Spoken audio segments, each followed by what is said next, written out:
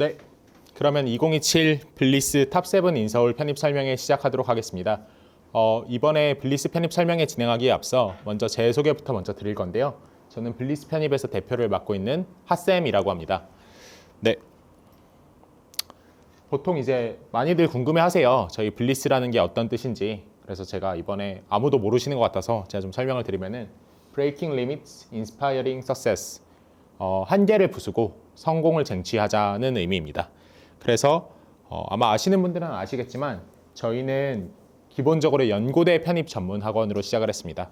사실 시작한 지는 얼마 안 됐어요. 2022년부터 시작을 했으니까 이제 5년 정도 됐죠. 근데 5년 동안 연고대 편입 시장에서 굉장히 많은 합격자들을 빠르게 배출했습니다.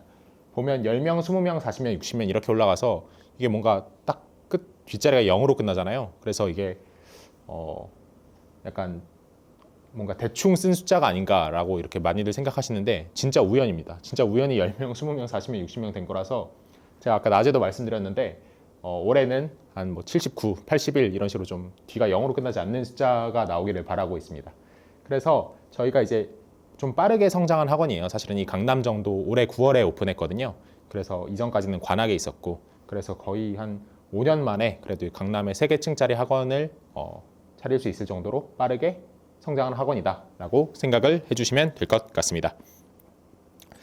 네, 그래서 오늘 낮에 12시 반에는 저희가 연고대 이공계 편입 설명회 진행했었는데 지금은 인서울 탑7 편입 설명회 진행하려고 합니다.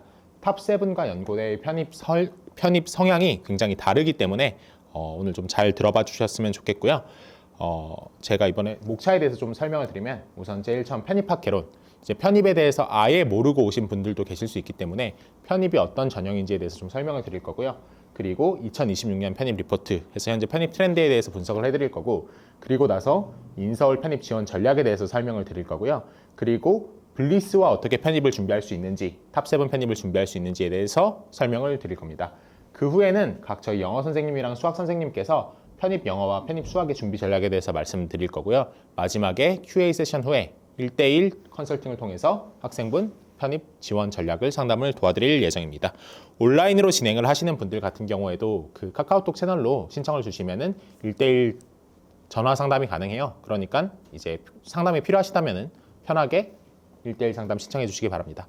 그리고 이제 이 설명의 마지막에 저희 오늘 인서울 할인 혜택이 있어요. 설명회 참석자분들 대상으로. 그래서 설명회가 끝날 때쯤에 아마 한 3분의 2 지점쯤에서 저희가 QR을 열어 드릴 건데요.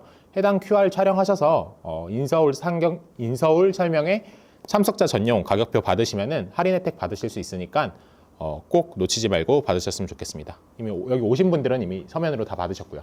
네. 그래서 제가 하나를 말씀드리면은 저희 블리스 편입하면은 연고대 편입 시장 쪽에서는 뭘로 유명하냐 하면은 거기 좀 비싼 학원 아니야? 프리미엄 학원 아니야? 이걸로 되게 유명해요. 근데 이제 뭐 어떻게 느끼실지 모르시겠지만 와서 보신 분들이 이번에 인서울 편입 같은 경우에는 진짜 할인을 많이 적용했습니다.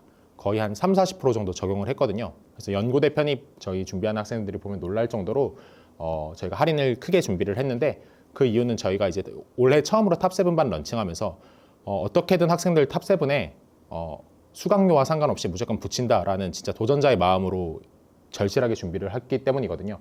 그래서 그게 원래 저희가 원래 이 금액인데 이렇게 지우고 적어놓은 게 아니라 진짜로 큰 할인을 진행한다, 이렇게 설명을 드리고 싶습니다. 그럼 처음 우선 파트 0 편입학 개론부터 진행을 하도록 하겠습니다.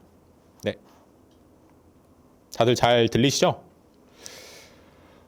편입이란 무엇인가에서부터 먼저 좀 설명을 드릴게요. 아마 지금 오늘 오신 분들 중에 이건 너무 쉬운 내용 아니야? 라고 생각을 하시는 분들도 있을 수 있는데 완전 편입이 처음이신 분들도 있으니까 제가 설명을 드리자면, 편입이라는 거는 기존에 내가 대학을 다니고 있는데 중도로 다른 학교로 입학을 하는 겁니다. 그것도 3학년으로. 그런데 이 편입이라는 거는 이제 정해진 TO가 있어요. 총 몇 명이나 편입학을 할 수 있는가. 그 TO가 일반 편입이랑 학사 편입 두 개가 다르게 측정이 됩니다. 그래서 기본적으로 일반 편입이라고 하면은 그 대학에서 중도 탈락한 빠진 TO만큼을 채워넣는 전형이라고 생각을 하시면 되고요. 학사 편입이라고 하면은 정원 외의 학생들을 예를 들어 대학 정원의 입학 정원의 2% 아니면 3% 이런 식으로 정해진 숫자를 뽑는 전형을 의미합니다.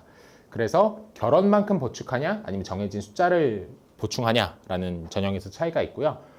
가장 큰 차이는 사실은 일반 편입은 대학교 2학년 졸업하신 분들이 수료하신 분들이 지원하는 전형이고, 학사 편입은 대학을 4학년까지 완전히 졸업하거나 그에 준하는 어떤 학위를 학점은행제 등으로 취득한 학생분들이 진행을 하시는 편입 전형이다라고 생각을 하시면 됩니다. 그래서 일반 편입은 학생들이 많이 빠진 해에는 TO가 많이 발생하고 적게 빠진 해에는 적게 발생하겠죠. 학사 편입 같은 경우에는 항상 이제 입학 정원이라는 건 정해져 있으니까 고정적으로 이제 TO가 유지된다. 이렇게 생각을 해주시면 될 것 같습니다.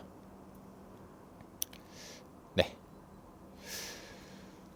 그래서 편입이라는 것은 기본적으로 재학생 중도 탈락으로 인한 결연을 발생하는 제도다. 왜냐하면 대부분 아마 일반 편입을 노리고 오셨을 테니까요. 그렇게 생각을 해주시면 됩니다. 네, 그럼 중도 탈락률이라는 것이 결국 편입 TO를 설정하게 되는 건데요. 이 중도 탈락률이라는 것이 최근 트렌드가 어떤지를 한번 알아볼게요. 최근 3년간 인서울 주요 대학 신입생들의 중도 탈락률 추이인데요. 2022년에는 9.4%, 2023년에는 10.3%, 2024년에는 11% 이렇게 계속 중도 탈락률이 올라가고 있죠. 이게 작은 차이 같지만 사실은 9.4에서 11%는 거의 25% 상승한 겁니다. 그러니까 불과 2년 전에 비해서 25% 인원들을 더 많이 뽑고 있다라는 거죠. 이게 2025년도는 한 3, 4개월 지나면 또 나올 거예요. 죄송한데 히트 조금만 줄여주시겠어요? 네. 그래서 현재 여기서 짚고 넘어가야 될 점은 중도 탈락률이 올라가고 있다라는 말은 반대로 편입 TO가 상승하고 있다라는 말로도 저희가 해석을 할 수 있겠죠. 그에 대한 데이터는 잠시 후에 보여드리도록 하겠습니다. 네, 그래서 우선 간단하게 편입을 수능이랑 제가 한번 비교를 해볼게요. 수능과 편입 두 개를 비교했을 때 편입에 어떤 더 장점이 있을까? 저는 사실은 편입이 수능보다 쉬운 입시라고 항상 말을 하고 다니거든요. 수능보다 쉽기도 하고 베네핏도 더 많습니다. 가장 큰 차이점은 1학년 때 시작을 하냐, 3학년 때 시작을 하냐, 요 차이가 있을 거고요. 또 수능은 상위권 학생들이 굉장히 많습니다. 하지만 편입은 상위권 학생들이 수능에 비해서는 상대적으로 소수예요. 왜 그런지는 제가 뒤에서 말씀을 드리겠습니다. 그리고 수능은 내가 쓸 수 있는 원서 제한이 제한되어 있지만 원서 개수가, 편입은 원서를 무제한으로 쓸 수 있습니다. 그러니까 내가 10개, 20개의 학교에도 원서를 다 넣어볼 수 있다는 얘기죠.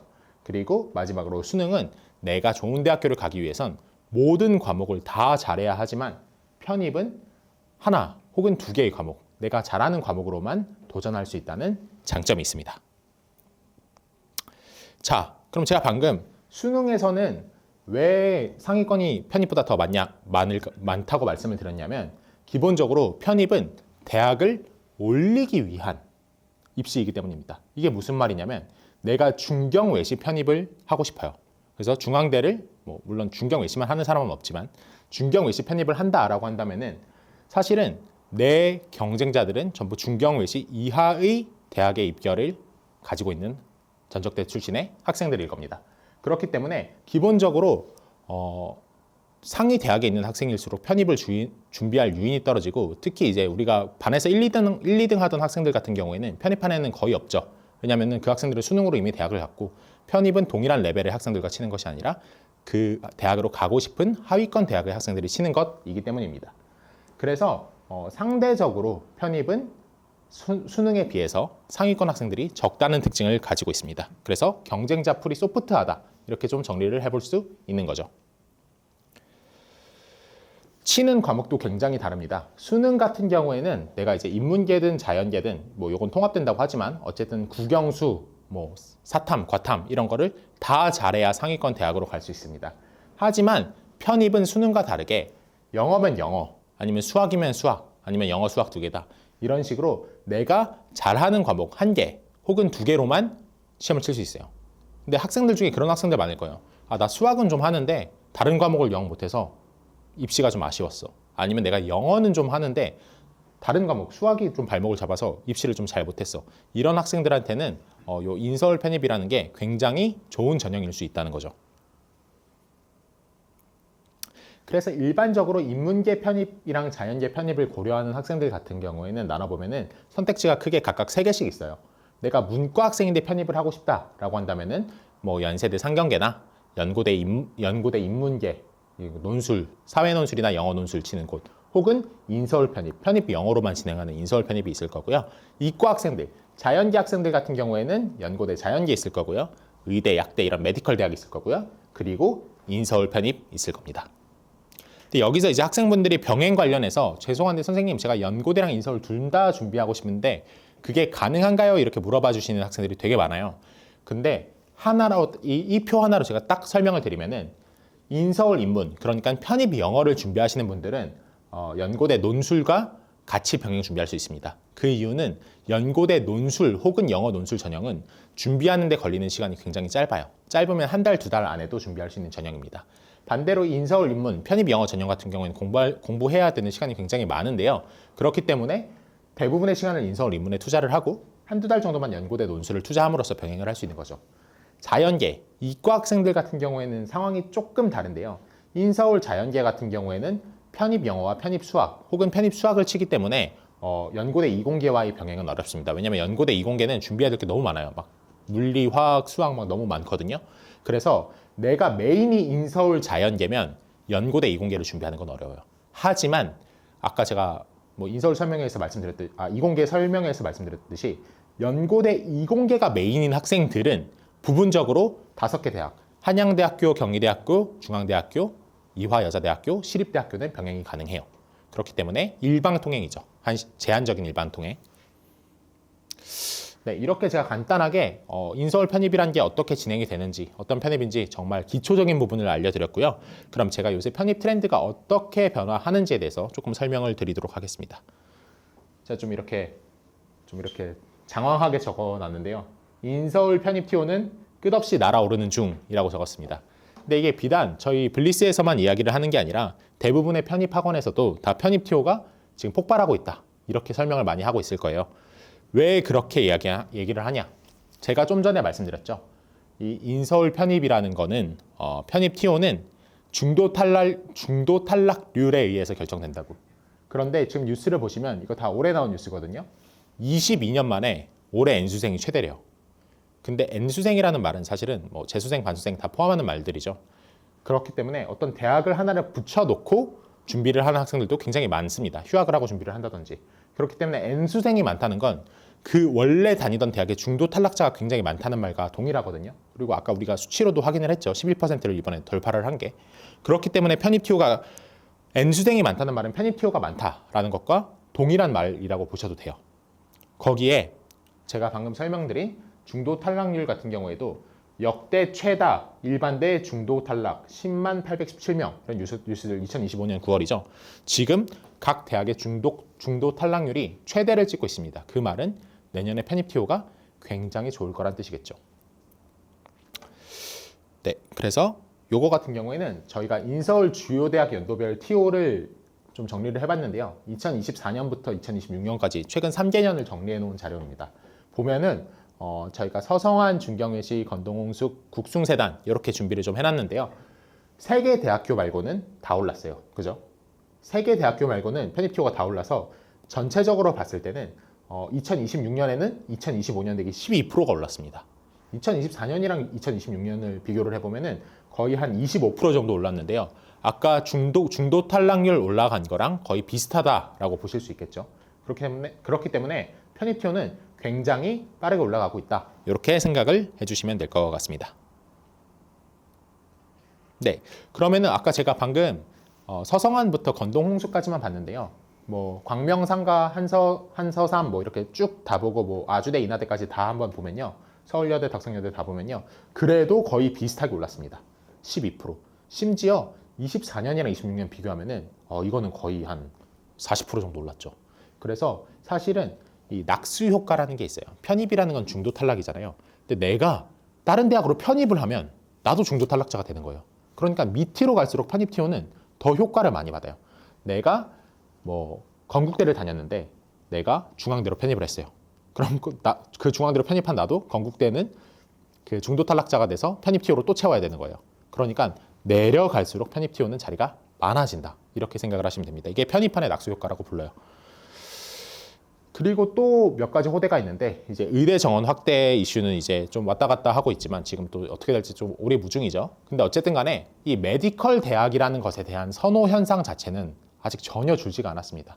근데 제가 아까 낙수 효과를 말했기 때문에 메디컬 대학의 선호 현상이 많아져서 학생들이 N수하고 재수하고 또 뭐 스카이 다니는 학생이 메디컬을 가면 그 스카이 학생들이 빠졌으니까 그 빈자리를 채우기 위해서 서성환들이 올라가고 중경외시가 올라가고 건동홍이 올라가고 이렇게 편입의 효과들로 인해서 계속해서 편입 티오는 늘어나고 있다라고 말씀을 드리고 있고요. 또 요게 굉장히 중요한데 문과 침공 요게 굉장히 중요합니다.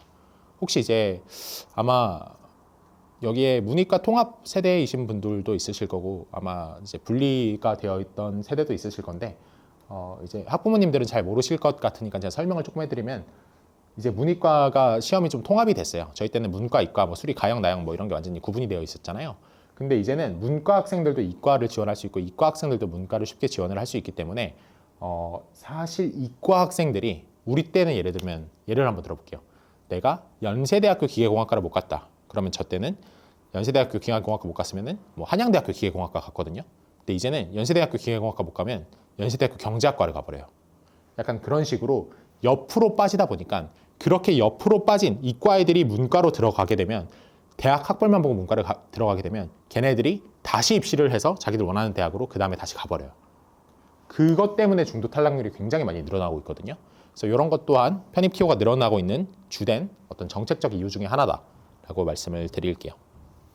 네, 그래서 제가 중도 탈락률 얘기 그만하겠습니다. 그래서 결론은 편입 티오 엄청나게 빠르게 상승하고 있다.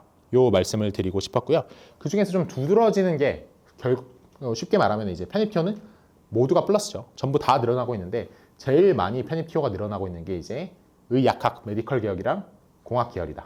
그 다음이 이제 인문 계열이다. 이렇게 생각을 해주시면 될 것 같습니다. 그래서 잠깐 간단하게 랩업을 한번 해보면은 첫 번째 수능보다 편입이 편한 이유에 대해서 제가 몇 가지 설명을 드렸죠. 첫 번째로 이제 상위권 학생들이 적다. 두 번째로는 내가 사회에 진출하는 시간이 낭비가 되지가 않아요. 내가 재수를 하거나 반수를 하면은 그 1년 내가 다른 친구들보다 1년 이제 사회 진출하는 속도가 늦어지잖아요. 근데 편입은 바로 3학년으로 진입을 하기 때문에 다른 학생들이랑 내가 학기를 병행하거나 뭐 군대에서 준비를 하거나 이러면은 차이가 나지 않아요. 네, 그게 굉장히 큰 장점이다. 이렇게 생각을 해주시면 되고요. 두 번째로는 이제 지속적으로 상승하는 편입 티오에 대해서도 설명을 드렸고 마지막으로 제가 방금 말씀드린 경쟁자 풀이 조금 소프트하다라고 말씀을 드렸었습니다. 그러면은 이번에는 이제 인서울 편입 중급자용 인서울 편입 개요에 대해서 제가 조금 설명을 한번 드려볼게요. 기본적으로 모든 전형이 다 이렇지는 않지만 대부분 이런 전형으로 진행이 됩니다. 조금씩 학교별로 조금 다를 수는 있는데 기본적으로는 1단계는 편입 시험을 통해서 필기고사 성적을 통해서 학생들을 선발을 합니다. 이걸로 3배수 뽑는다. 이렇게 생각을 하시면 돼요. 3배수일 때도 있고 뭐 5배수일 때도 있고 그건 다 다른데 대부분의 학교가 첫 번째는 시험 성적만으로 우리가 편입 영어, 편입 수학 이것만으로 학생들을 선발을 해요. 그러고 나서 그렇게 뽑힌 학생들을 가지고 이제 어떤 데는 필기고사로만 100%로만 하는 데도 있고 아니면 어떤 데는 서류를 좀 보는 데도 있고 그렇게 섞인다. 학교마다 다르다라고 생각을 해주시면 됩니다. 그러면 학생들이 가장 많이 물어보는 게 서류가 뭔데요? 이렇게 물어보기도 하고 아니면은 서류가 얼마나 중요한데요? 이렇게 많이 물어보기도 해요. 보통 이제 서류 점수라고 하면은 크게 한 3개 정도로 봐요. 학업 계획서. 이게 뭐냐? 이게 제일 중요해서 제가 먼저 설명을 드리는데 자기소개서 같은 거라고 생각을 합니다. 내가 그 대학에 들어가서 어떻게 공부를 해서 어떤 꿈을 이루겠다를 에세이처럼 써내는 거예요. 근데 이게 이제 이 학업 계획서가 상위권 대학일수록 많이 봅니다.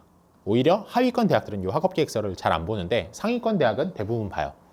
그리고 이제 학점 있겠죠. 그리고 마지막으로 기타 제출 서류가 있을 겁니다. 뭐 수상 경력이라든지 공인 영어 점수라든지.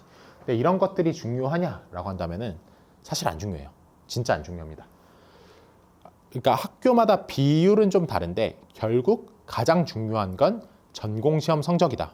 그리고 내가 학점이 조금 부족하다. 그럼 시험은 좀 더 잘 치면 되고요.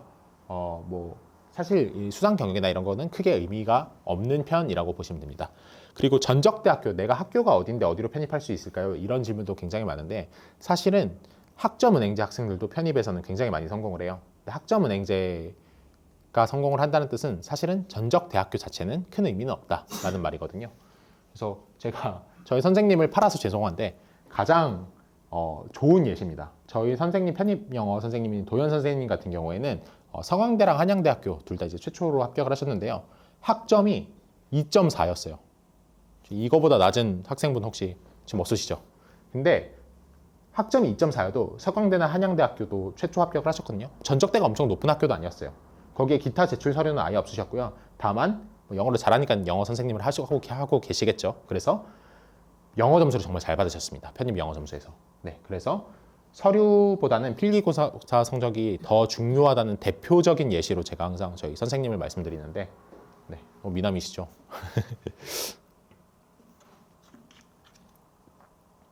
지금 혹시 몇 분 보고 계신가요? 60분이요? 알겠습니다. 네, 그래서 그러면은 그 다음 이제 편입 전략에 대해서 제가 조금 설명을 계속해서 드리면요. 이제 문과 편입과 이과 편입이 조금 다르다 이렇게 생각을 해 주시면 될 것 같은데요. 문과 편입 같은 경우에는 기본적으로 편입 영어를 공부를 하죠. 그렇다 보니까 연고대 논술이나 언더우드랑 병행이 가능합니다. 그래서 제가 아까 말씀드린 것처럼 논술 같은 경우는 굉장히 공부하는 데 드는 시간이 작기 때문에 편입 영어를 메인으로 하다가 마지막 한 2달 정도 논술 바짝해서 연고대를 지원해 볼 수도 있어요. 그리고 언더우드가 뭔지 모르시는 분들이 많을 텐데 언더우드는 영어 논술이라고 생각하시면 됩니다. 요게 내가 진짜 영어 실력이 내가 외국에서 살다 왔거나 영어가 1등급이라 해서 영어에 자신이 있다라고 하는 학생들은 사기 전형이에요. 진짜 제가 좀 쉽게 말을 하면 경쟁률이 3, 4대 1인 곳들도 있거든요. 그래서 1차가 3배수예요. 1차가 3배수인데 경쟁률이 뭐 4대 1이에요. 그러면 4명 중에 3명이 1차를 붙는다는 얘기거든요. 그래서 내가 영어에 자신 있다 하면은 이 연세대 언더우드도 병행 선택을 고려해 볼 만합니다. 1월 10일에 저희 언더우드 설명회도 있습니다. 그렇기 때문에 어쨌든 간에 이 문과 편입은 쉽게 말해서 누가 세상에서 편입 영어를 제일 잘하나를 대결하는 대결이기 때문에 진짜 그냥 편입 영어 점수로 합격하는 학교가 갈린다라고 생각하시면 돼요. 심지어 내가 서류 부족해요? 그러면은 필기시험 100%로 뽑는 데도 있어요. 서류 아예 안 보는데. 그런 학교들도 많이 있거든요. 그렇기 때문에 한번 참고로 좀 해봐 주시면 되고, 이과 편입 같은 경우에는 이제 내가 좀 선택을 해야 돼요. 이과는 수학만 할 수도 있고 수학과 영어를 같이 할 수도 있습니다. 그렇기 때문에 요거는 이제 내가 뭐가 강점인지 스스로 고민을 해보셔도 좋고 아니면 전문가들이랑 좀 상담을 받아보셔도 좋고, 어쨌든 편입 수학만 할 건지 편영 편수를 같이 하실 건지 요거를 선택해서 골라주시면 되겠습니다. 자, 인문계 편입 지원 학교를 좀 정리를 해봤습니다. 그래서 저희가 랭크 A, B, C, D, E로 나눴는데요. 이게 이제 진짜 실제로 학교의 랭크는 아니겠지만 일반적으로 저희가 알고 있는 수능의 입결 기준으로 조금 정리를 해봤습니다.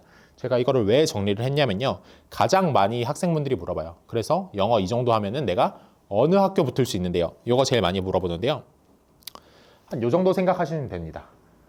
여기서 말하는 등급이라고 하는 거는 수능 등급이 아니라 편입 영어 등급이에요.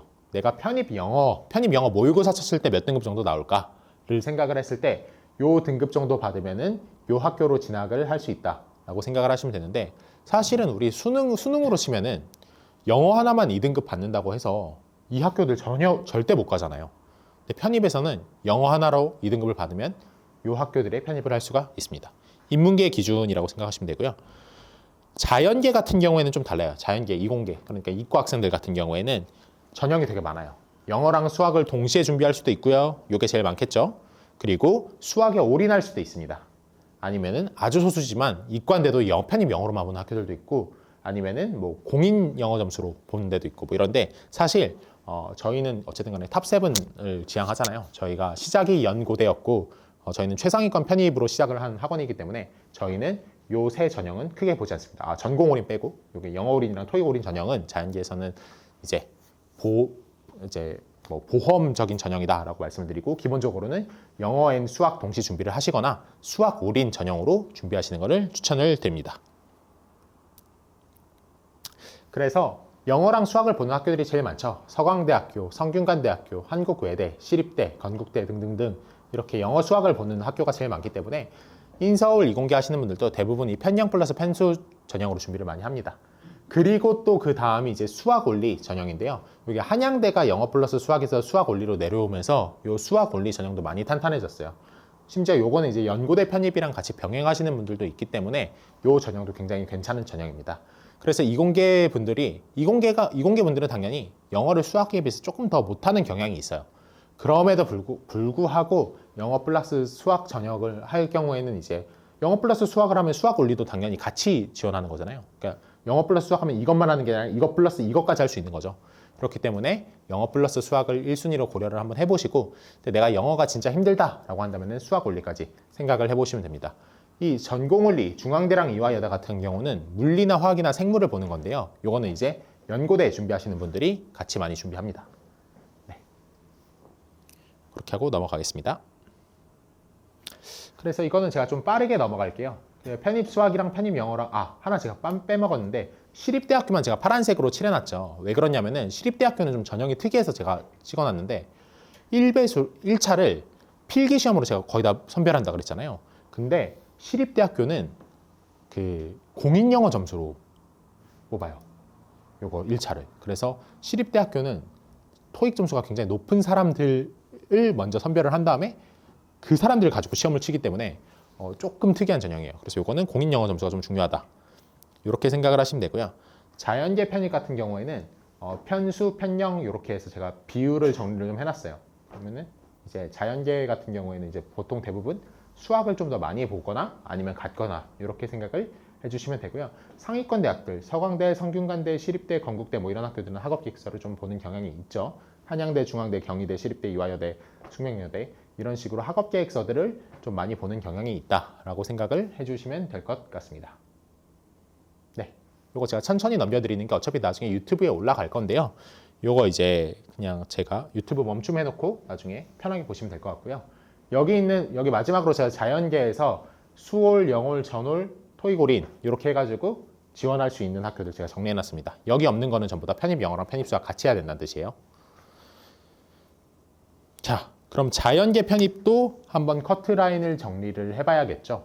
그래서 자연계 편입 같은 경우에는 이렇게 좀 정리를 해봤는데요. A1, A2, B1, B2로 나눈 게 이제 수올이냐, 편수 플러스 편영이냐 요거를 보여드리려고 했고요.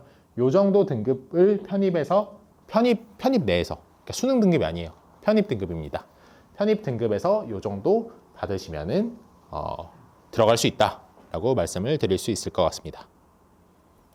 아무래도 이과생들이 있다 보니까 영어는 조금 덜 잘해도 돼요. 아까 인문계 같은 경우에는 영어가 1에서 2등급이었잖아요. 근데 편영, 편수 하는 학생들 같은 경우에는 대부분 수학을 더 잘하기 때문에 영어가 조금 부족해도 괜찮습니다.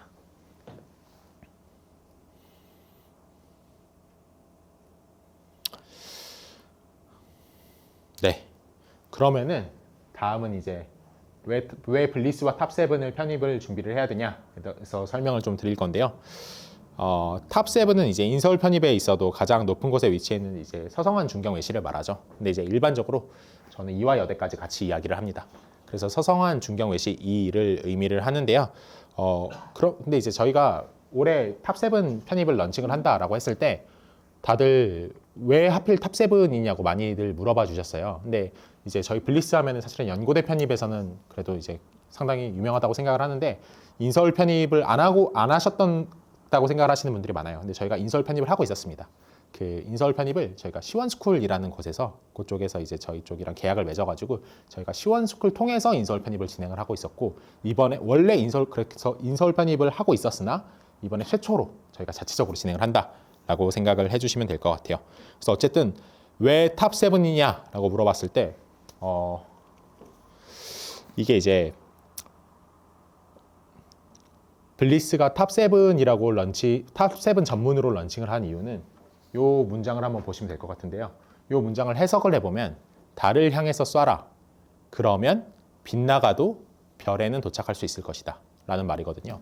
그래서 제가 탑7 전문이다 라고 말을 한 이유는 저희는 탑7을 갈 학생이 아니면 받지 않겠다. 일반적인 탑7 반이다 라고 한다면 사실은 시험을 통해서 굉장히 성적이 높은 학생들만 받아서 그 학생들을 탑7 반에 갈 확률이 높은 학생들을 모아놓은 걸 탑7 반이라고 보통 말을 하거든요. 근데 저희는 그런 게 아니라 애초에 저희는 연고대 최상위 편입을 목적을 해왔기 때문에 인서울 편입 또한 모든 학생들의 기준점을 높여서 탑7에는 무조건 넣겠다라는 마인드로 편입을 진행을 하겠다는 겁니다. 그래야지 떨어지더라도 탑10이나 탑15에는 들어갈 테니까요. 그래서 이렇게 탑7 전문이라고 하는 거는 저희의 일종의 책임인데요. 여러분들의 성공의 하한선을 높이는 장치라고 생각을 해주시면 될 것 같습니다. 저희가 목표를 높게 잡아야 떨어졌을 때 그래도 조금이라도 더 높은 곳에 안착을 할 수 있으니까 이렇게 생각을 해주시면 될 것 같습니다. 그래서 기본적으로 블리스 내부적으로는 저희는 학생분들의 입시 성공을 기준을 탑7 편입에 성공을 시켰냐 못 시켰냐를 기준으로 저희 내부적으로 성공 혹은 실패를 가릴 거고요. 물론 다른 대학에 들어가도 충분히 훌륭한 대학이죠. 근데 저희의 목표는 모든 학생을 대상으로 그렇게 설정을 하겠다라는 겁니다. 네, 그래서 탑7 편입에 대해서 조금 특징을 제가 말씀을 드리면요. 인서울 편입 최고 7개 대학을 얘기하는데요. 당연하게도 최상위 편입을 위한 별도의 커리큘럼이 필요합니다. 이제 학교마다 시험 출제 경향이 되게 달라요. 좀 있으면 저희 영어 선생님이나 수학 선생님이 나와서 설명을 해주실 건데 같은 편입 영어 시험이어도 서강대학교 영어 시험이랑 중앙대학교 영어 시험이랑 진짜 스타일이 다르거든요. 그래서 학교별로 모든 학교를 포괄할 수 있는 별도의 좀 커리큘럼이 필요하고요. 그리고 인서울 편입은 당연하겠지만 어쨌든 인서울 편입 내에서는 최상위권에 위치하기 때문에 예비 번호가 순환하지 않습니다. 그래서 실수를 하지 않도록 진짜 반복적으로 매일매일 시험을 쳐봐야 돼요. 그리고 아까 말씀드린 것처럼 상위권 대학일수록 제가 학업계획서가 중요하다고 했죠. 그래서 학업계획서 굉장히 중요하다라고 말씀을 드리겠습니다. 그래서 저희 이번에 인서울 탑7반, 저희 지옥반이라고 부르는데요. 지옥반 선생님들을 조금 간단하게 소개를 드리겠습니다. 첫 번째로는 아까 소개해드렸던 도현 선생님이신데요. 서강대랑 한양대학교 편입에 합격을 하셨었고 예전에 뭐 YBM 어학원이라든지 아니면은 뭐 번역이나 통역 아니면은 저희가 사실은 다른 학원에도 스카웃이 되셨던 선생님인데 저희가 이제 삼고초려를 통해서 진짜 제가 부탁해서 모셔온 선생님입니다. 그리고 정수 선생님은 사실은 저희 학원에서는 되게 유명한 선생님이시죠. 되게 젊게 나오셨는데 저희 인서울 편입 시원스쿨 통해서도 진행을 하셨던 선생님이시고요. 그 다음에 지금 저희 이공계 쪽 미적분학 수업도 담당하고 계십니다. 지금 저희 정수 선생님 연고대 미적분반 학생이 한 150명 될 거예요. 네, 그래서 굉장히 젊어 보이시지만 베테랑 선생님이시고요. 연세대랑 고려대 편입학 동시 최초 합격하셨던 선생님입니다. 네, 이 정도만 설명을 해도 될 것 같습니다.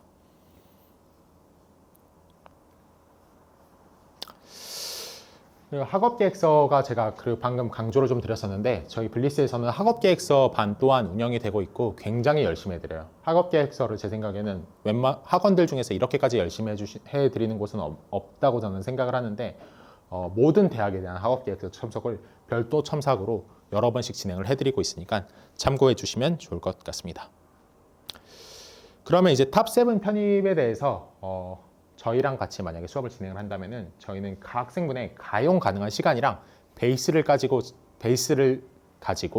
어떤 전략을 짜야 되는지를 좀 설정을 해서 도와드릴 건데요. 학생에 따라서 공부할 수 있는 시간이 많은 학생이 있을 수도 있고 학교를 다니면서 준비해야 돼서 적은 학생이 있을 수도 있어요. 내가 영어나 수학 둘 중에 하나에 대한 베이스가 있는 학생이 있을 수도 있고 아니면 아예 노 베이스, 난 진짜 공부란 걸 세상에서 처음 해봐 라는 학생들이 있을 수도 있겠죠. 그래서 그 분류에 따라서 저희가 좀 다르게 전략을 짜드리고 있습니다. 저희 블리스에서는 노베이스냐 유베이스냐를 어떻게 구분을 하냐면요. 기본적으로 수능 기준으로 4등급 이하다라고 한다면은 노베이스라고 봅니다. 네, 4등급 이하다라고 하면은 저희가 처음부터 다시 다 가르친다라고 생각을 하고 있고요.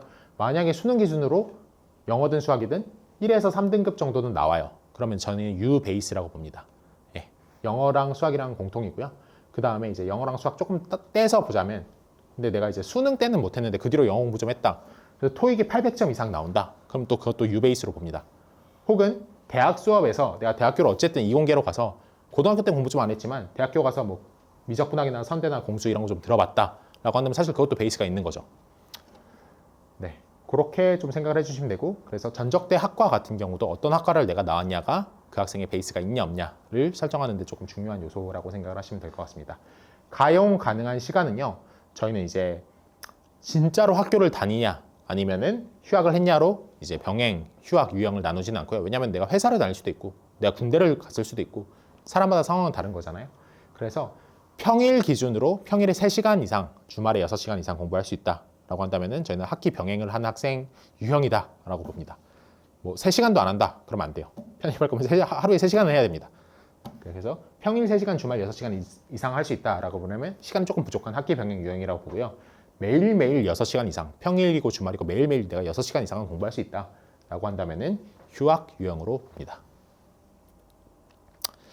그래서 이제 탑7 편입 전략에 대해서 조금 설명을 드리면은 이제 제가 4사분면으로 이렇게 좀 나눠봤는데요. 지금 4사분면이라는 단어를 처음 들어봤다면 노베이스가 맞습니다. 네.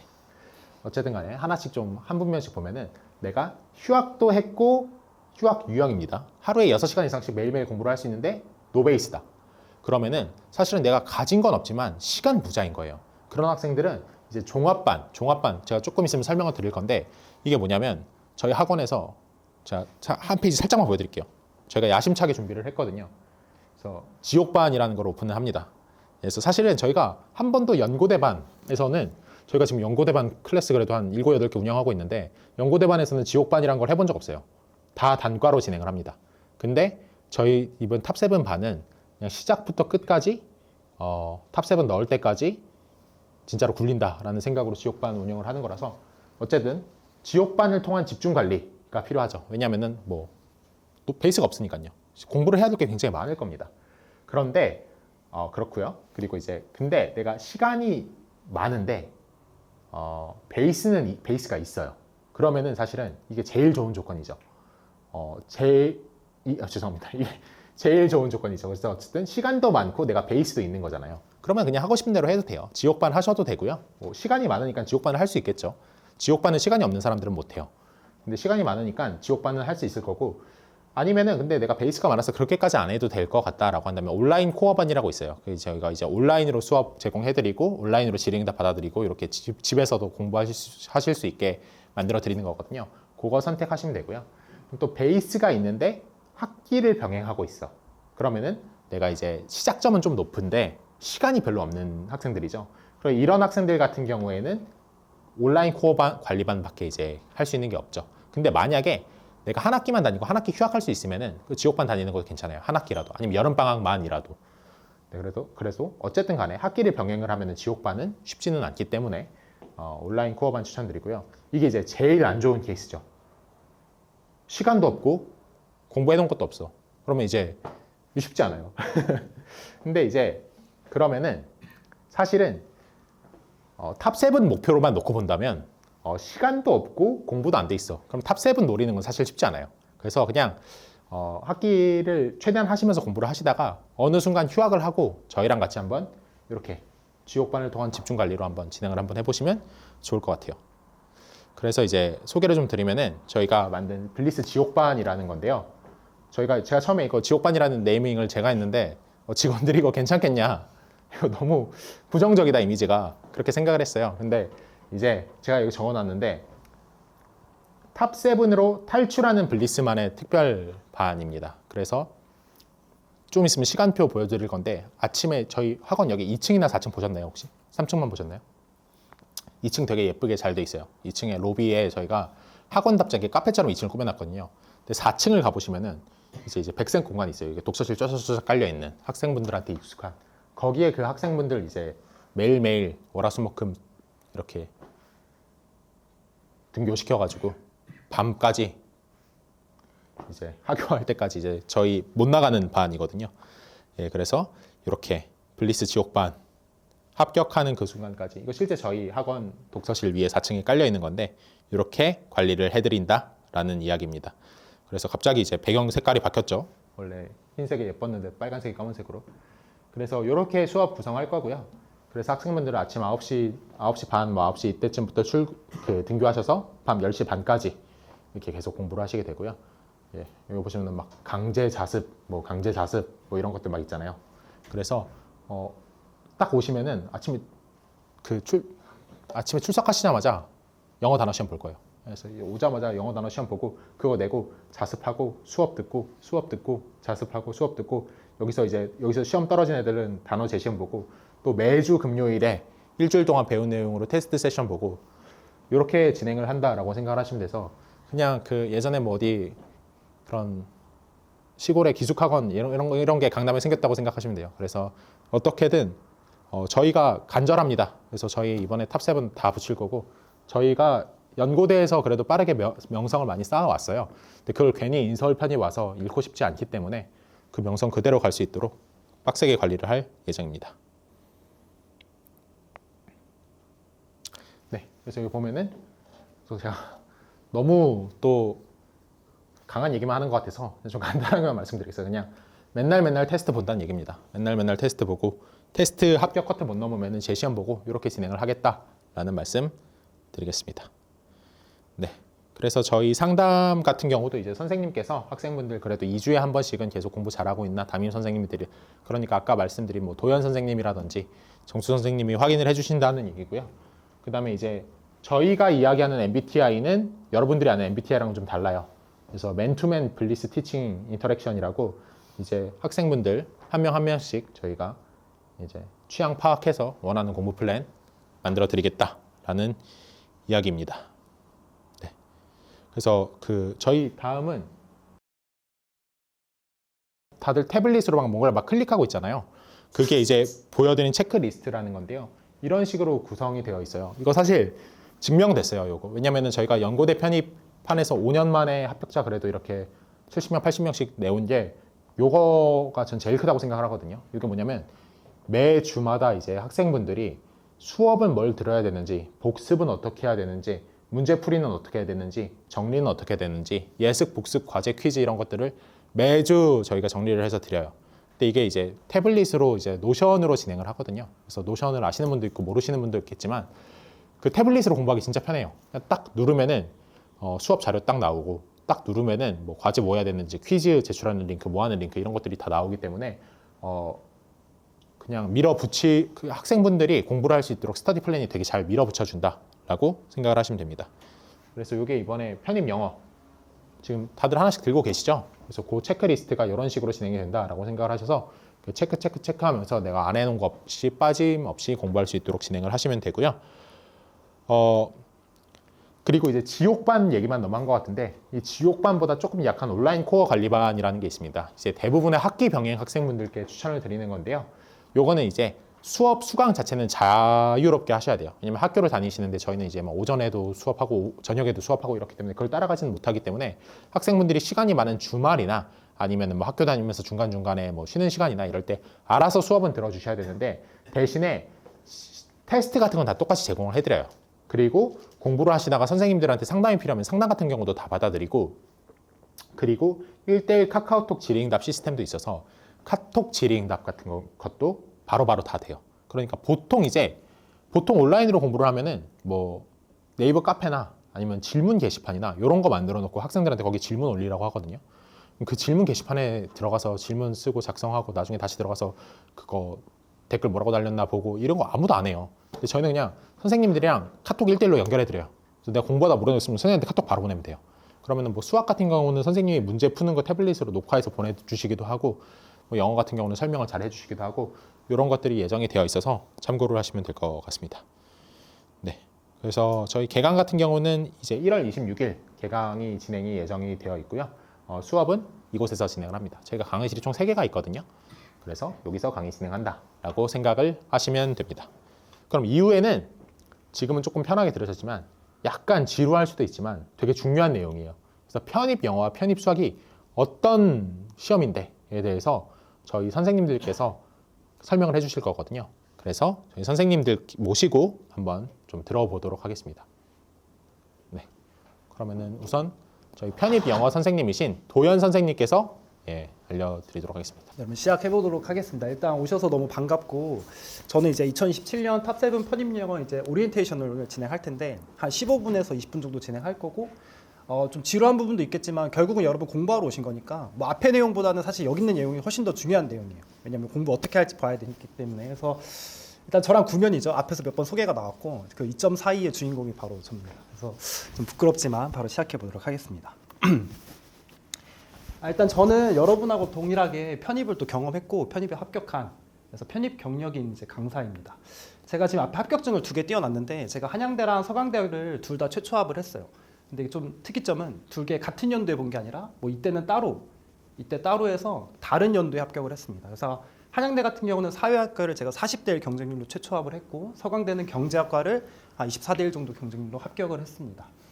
이제 제가 이거 외에도 많은 학교들을 합격을 했는데 대표적으로 이 2 학교가 이제 우리가 편입영어로 갈 수 있는 가장 높은 학교이기 때문에 좀 가져와 봤고, 사실 이거를 먼저 보여드리는 이유는 그 편입을 경험한 강사가 줄 수 있는 어떤 강의 어떤 내용도 있지만 인사이트가 굉장히 많아요. 그래서 그런 것들 때문에 좀 어필하려고 좀 가져와 봤고 저에 대해서 조금 더 설명을 드리면 제 양력인데 저는 일단 한양대학교 사회학과를 졸업을 했고 서강대, 한양대 및 다수 대학에 또 합격을 했습니다.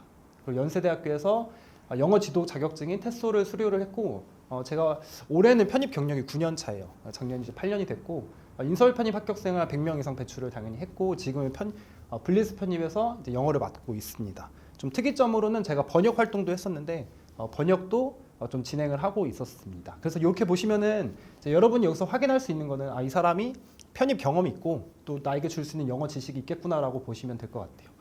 제 양력은 여기까지 하고 좀 빠르게 진행해 보도록 하겠습니다. 제가 오늘 갖고 온 목차는 이렇게 총 3가지가 되는데 일단 편입 영어의 특징, 그리고 편입 영어의 구성, 마지막으로 커리큘럼 설명드릴 건데 일단 특징은 편입 영어가 뭔지 좀 알아야 되잖아요. 그래서 여러분이 잘 알고 있는 수능 영어랑 비교해 볼 거예요. 수능 영어랑 편입 영어 비교했을 때 편입 영어가 어떻게 다른지. 두 번째는 편입 영어가 구성이 어떻게 되는지가 이게 여러분 시험장에 가시면은 어떻게 시험지에 나오는지 봐야 되잖아요. 그래서 그 구성을 제가 설명드릴 거고 마지막으로는 같이 어떻게 공부할지를 설명드릴 겁니다. 자 여기 보시면은 편입 영어 특징을 제가 3가지로 분류해놨는데 첫 번째는 수능 영어 플러스 알파, 두 번째는 종합형 시험, 세 번째는 축적형 시험입니다. 이걸 제가 하나씩 좀 말씀드릴게요. 지금부터 제가 전달드리는 내용들은 사실 이거 이견이 없는 되게 공통적인 부분이기 때문에 잘 보시는 게 좋아요. 자, 첫 번째. 자, 수능 영어 플러스 알파라는 거는 여러분 이제 수능은 합격하면 대학교 1학년으로 들어가는 거니까 대학에서 고3까지 공부를 잘했는지를 평가를 할 텐데 편입은 그렇잖아요. 편입 합격하면 대학교 3학년으로 가기 때문에 대학교 수준의 사고력을 영어 시험으로 평가하는 거예요. 그렇기 때문에 영어에 나오는 어휘나 또는 문장 구조, 내용이 굉장히 어렵죠. 그래서 이거를 좀 쉽게 말씀드리면 여러분 수능 영어에서 1, 2등급이 안 나오면 그러니까 수능 영어 독해 지문이 해석이 안 되면 편입 영어도 안 된다고 보셔야 되고 당연히 그렇기 때문에 저희가 나중에 저 뒤에서 커리큘럼 때 설명드리겠지만 상반기 공부는 수능 영어를 어느 정도 올리는 작업을 진행을 합니다. 자, 그래서 수능 영어 플러스 알파다 이렇게 보시면 되고 두 번째는 자, 종합형 시험이라는 뜻은 단순히 암기해서 해결되는 게 아니에요. 그러니까 편입 영어는 앞서서 말씀드린 대로 대학교 수준의 사고력을 요구하기 때문에 교수님들이 직접 출제하기 때문에 여기 나오는 시험이 이해력과 독해력 그리고 추론, 문제 해결 능력을 고루고루 다 평가를 합니다. 그래서 편입 영어에 어떤 얘기들이 있냐면 이거 뭔가 번역을 해도 글이 안 읽힌다는 얘기가 있어요. 근데 그만큼 내용이 좀 어렵기 때문에 그렇게 됩니다. 자, 마지막으로 축적형 시험. 이게 뭔가 타고난 사람들이 붙는 게 아니라 좀 오래오래 공부해야지 붙는 시험이긴 해요. 왜 그러냐면 제가 지도하다 보면 영어를 굉장히 잘하는 친구가 있는데 그 친구들도 편입에서 좀 떨어지는 이유가 어휘랑 문법을 좀 오랫동안 안 쌓아서 그렇긴 하거든요. 그래서 여러분이 지금 영어 잘하시는 분들이 있을 거예요. 아마 독해를 잘한다든지 또는 리스닝이 좋다든지. 그렇지만 편입에서는 어휘랑 문법 같은 암기를 좀 해둬야지 되는 영역이 있기 때문에 축적형 시험, 다시 말해서 반복과 누적 학습이 꼭 필요한 영역이라고 보시면 됩니다. 자, 정리를 해서 드릴게요. 첫 번째는 대학 수준의 사고력을 요구하기 때문에 수능 영어보다 뭐 1.5배, 2배, 심하면 훨씬 더 어렵게 나오고 종합형 시험에서 암기로만 될 것이 아니라 이해력, 독해력, 추론, 문제 해결 능력 여기 더 추가되는 건 시간 관리 능력도 포함이 됩니다. 시간 내에 시험을 다 푸는 능력. 마지막으로 이제 이런 반복과 누적 학습 누가 더 공부를 오랫동안 했는지를 평가하는 시험이라고 보시면 되죠. 자, 그래서 편입 영어의 3가지 특징은 이 정도로 보시면 되고 자, 그럼 이제 여기서 저희가 이 특징을 조금 더 디테일하게 볼 텐데 대표적으로 단어를 좀 볼게요. 저기 왼쪽이죠? 자, 왼쪽에 보시면은 수능 어휘에 적혀 있는 단어들 굉장히 쉽죠. 뭐 화난, 가난한, 신중한, 오래된 또는 짧은 이렇게 있는데 자, 이게 편입으로 오면 어떤 문제가 생기냐면 편입에선 이런 단어들이 이렇게 나와요. 자, 이레이트나 페뉴리어스처럼 왼쪽에 있는 단어들이 실제로 더 고급지게, 더 학술적으로 출제가 됩니다. 이게 뜻이 실제로 어떻게 되냐면 자, 화난이 분개한, 가난하니 궁핍한, 그리고 신중하니 꼼꼼함, 그리고 오래되니 구식의, 간결함이 짧으니 간결한 이런 식으로 우리나라 말로 바꿨을 때도 굉장히 학술적이고 아카데믹하게 출제가 됩니다.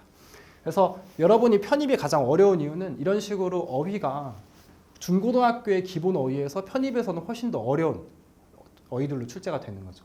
이렇게 출제될 만한 것이 이제 편입 영어에 나오는 지문에 있는 문제들이 뭐 학술적인 내용이라든지 논문 내용들이 많아서 이런 게 출제가 됩니다. 그래서 여러분이 초반에 어휘를 잘 암기하셔야지 나중에 어휘 문제뿐만 아니라 이제 논리랑 독해에서도 이런 것들을 좀 커버가 가능하죠. 자, 그리고 특징을 제가 독해에서 좀 더 볼 텐데 제가 지금 뭐 하고 있냐면 편입 영어의 특징을 보고 있어요. 그래서 어휘가 더 어렵다는 건 저희가 확인을 했고 가장 대표적으로 잘 나오는 독해가 수능 영어랑 편입 영어랑 어떻게 다른지를 좀 설명드릴 텐데 총 4가지 특징이 있습니다. 자, 보시면은 왼쪽에는 실제로 2025학년도에 수능 영어 지문을 제가 가져왔고 그리고 오른쪽에는 한양대학교 편입 영어 지문을 가져왔어요. 보시면은 4가지 특징이 있어요. 첫 번째는 지문의 길이가 증가합니다.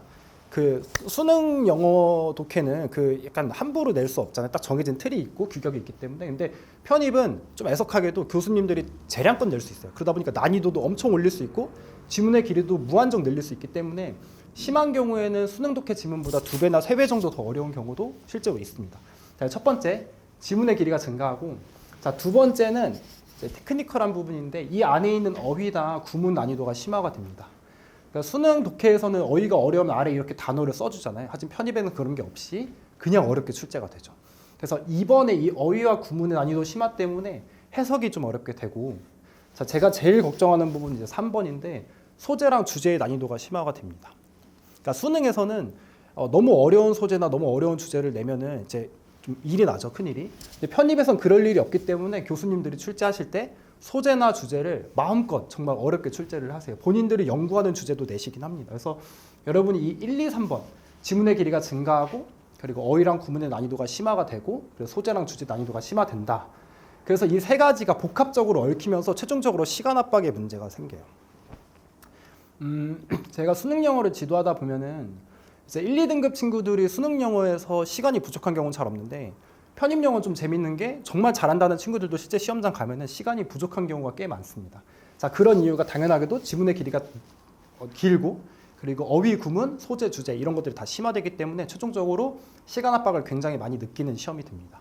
그래서 제가 이제 뭐 한양대랑 서강대를 합격을 했지만 제가 매년 시험을 보거든요. 근데 저도 영어를 잘하고 오래 했지만 시험장 갈 때마다 저도 어려운 학교들을 마주치긴 해요.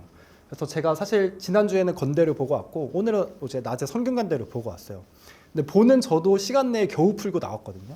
그러니까 그런 것처럼 여러분 굉장히 쉽지 않고 그렇기 때문에 이게 뭐 스킬로 독해를 한다든지 또는 어떤 방법론으로 독해를 한다든지 발췌독을 하는 것들은 편입에서 전혀 먹히지 않고 여러분이 순수하게 영어 능력을 기반으로 해서 공부를 하셔야지 나중에 이런 것들이 커버가 되는 거죠. 그렇죠?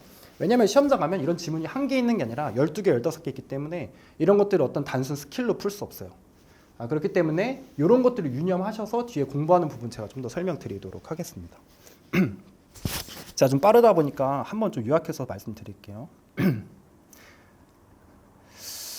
자, 제가 3가지 특징 말씀드렸고, 자, 수능 영어보다 좀 더 어렵고, 그리고 종합형 시험이기 때문에 이해와 이해력, 독해력, 추론 능력 다 필요하다 말씀드렸고, 그리고 축적형 시험, 그래서 얼마나 공부를 오래 했는지를 평가하는 시험이다. 그래서 제가 앞서서 2가지 좀 특징을 말씀드렸어요. 수능어휘랑 편입어휘 비교했을 때 수능어휘에선 출제하기 어렵거나 출제할 수 없는 단어들을 편입에서 마음껏 출제하고 있기 때문에 어렵고, 두 번째는 독해가 지문의 길이가 증가되고 그리고 어휘와 구문이 어려워지고 소재 주제가 어려워지고 그렇기 때문에 시간 압박을 많이 느낀다. 그래서 편입 영어가 어렵다 이렇게 보시면 됩니다. 아시겠죠? 이게 특징이에요, 특징. 자, 그럼 편입 영어의 구성을 볼 텐데 이제 구성은 뭐냐면 이제 여러분 내년에 12월 1월 달 시험장 가셨을 때 시험지 받으시면 1번부터 40번까지 어떻게 문제가 나오는지 그거 설명드리려고 하는 거예요.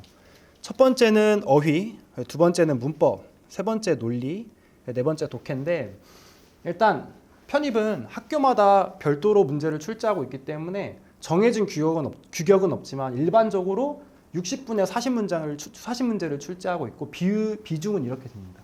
그래서 어휘 10%, 문법 10%, 논리 20, 30%, 독해 50%가 출제가 되고 요거를 저희가 문제로 좀 환산해 보면은 어휘 5문제, 문법 5문제, 논리 10문제, 독해 20문제.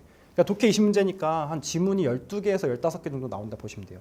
그래서 지금 여러분 좀 생소한 게 좀 있죠. 뭐 논리는 뭐고, 뭐 문법이 5개, 수능과 좀 다르잖아요. 이거를 제가 지금 이후부터 실제 기출문제를 하나씩 같이 보여드리면서 어떻게 공부하고 또 어떻게 푸는지 좀 설명드릴게요. 그래서 이거는 제가 앞서 말씀드린 대로 그 강사나 학원이랑 상관없이 그냥 고정된 값이기 때문에 잘 들으시고 이게 좀 빨리 지나갈 텐데 나중에 유튜브 올라가면 요거 내용은 계속 여러분 좀 보시는 게 좋아요. 그렇죠? 첫 번째, 제가 어휘 말씀드렸죠. 그래서 어휘 학습 3단계를 좀 설명드리면 제가 서두에 말씀드린 대로 당연히 수능 수준이 커버가 돼야지 그 다음 편입으로 나아갈 수 있는 거기 때문에 수능 어휘를 먼저 암기하게 됩니다. 제가 여기 있는 분들의 지금 영어 실력을 다 몰라서 어느 정도인지 모르겠지만 내가 만약에 수능 영어 어휘를 많이 까먹었다 하시면 한두 달 정도 이내로 이걸 빨리 끝낼 거예요. 그래서 수능 어휘를 먼저 암기를 하시면 다음에 이제 편입 기본 또는 필수 어휘로 넘어갑니다. 아까 제가 보여드렸던 그런 어려운 단어들을 암기하게 되고 그래서 상반기, 중반기에 이렇게 편입 어휘까지 넘어가면 이제 하반기로 넘어갔을 때 편입 심화 어휘를 암기하게 됩니다. 이제 편입 심화 어휘는 그 이제 이공계 분들은 여기까지 안 가는 경우도 있어요. 근데 이거는 저희가 상담하고 레벨 테스트하면서 계속 볼 텐데 단어장은 학원에서 이거에 맞춰서 계속 드릴 거고 또 테스트를 볼 건데 일단 여기까지는 모두 가야 되는 거고 여기까지는 이제 최상위권을 가거나 또는 이공계 분들 중에서도 영어 공부할 시간이 있는 분들까지 가는 그런 영역이라고 보시면 됩니다. 근데 왜 이렇게 어휘를 하는지를 실제 기출문제로 한번 볼게요. 지금 앞에 있는 문제 기출문제인데 한 10초 드릴 테니까 풀어보시겠어요? 이거 어떻게 푸냐면 밑줄에 있는 여기 밑줄 쳐 있는 단어를 아래 동의어를 고르는 겁니다.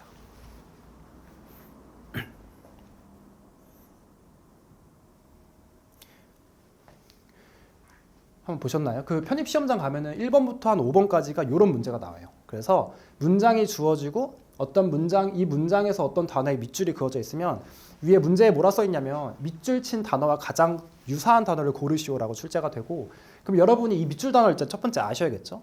그리고 이 단어를 알고 있는 상태에서 보기 선지에 있는 단어랑 동의어를 찾아주시면 됩니다. 그래서 어댑트라는 단어가 능숙한 이런 뜻인데 그럼 정답이 몇 번이 될까요? 당연히 4번이 되겠죠. 그래서 여러분이 좀 여기서 머리가 아플 수 있는 건 내가 밑줄 단어를 알아도 선지 단어를 모르면 못 맞추고 또 반대로 내가 밑줄 단어를 몰라도 그러니까 보기 단어를 알아도 밑줄 단어를 모르면 못 맞추는 그런 상황이 됩니다. 그래서 제가 앞서 말씀드린 대로 단어를 많이 암기하고 이렇게 맞추는 게 되겠죠.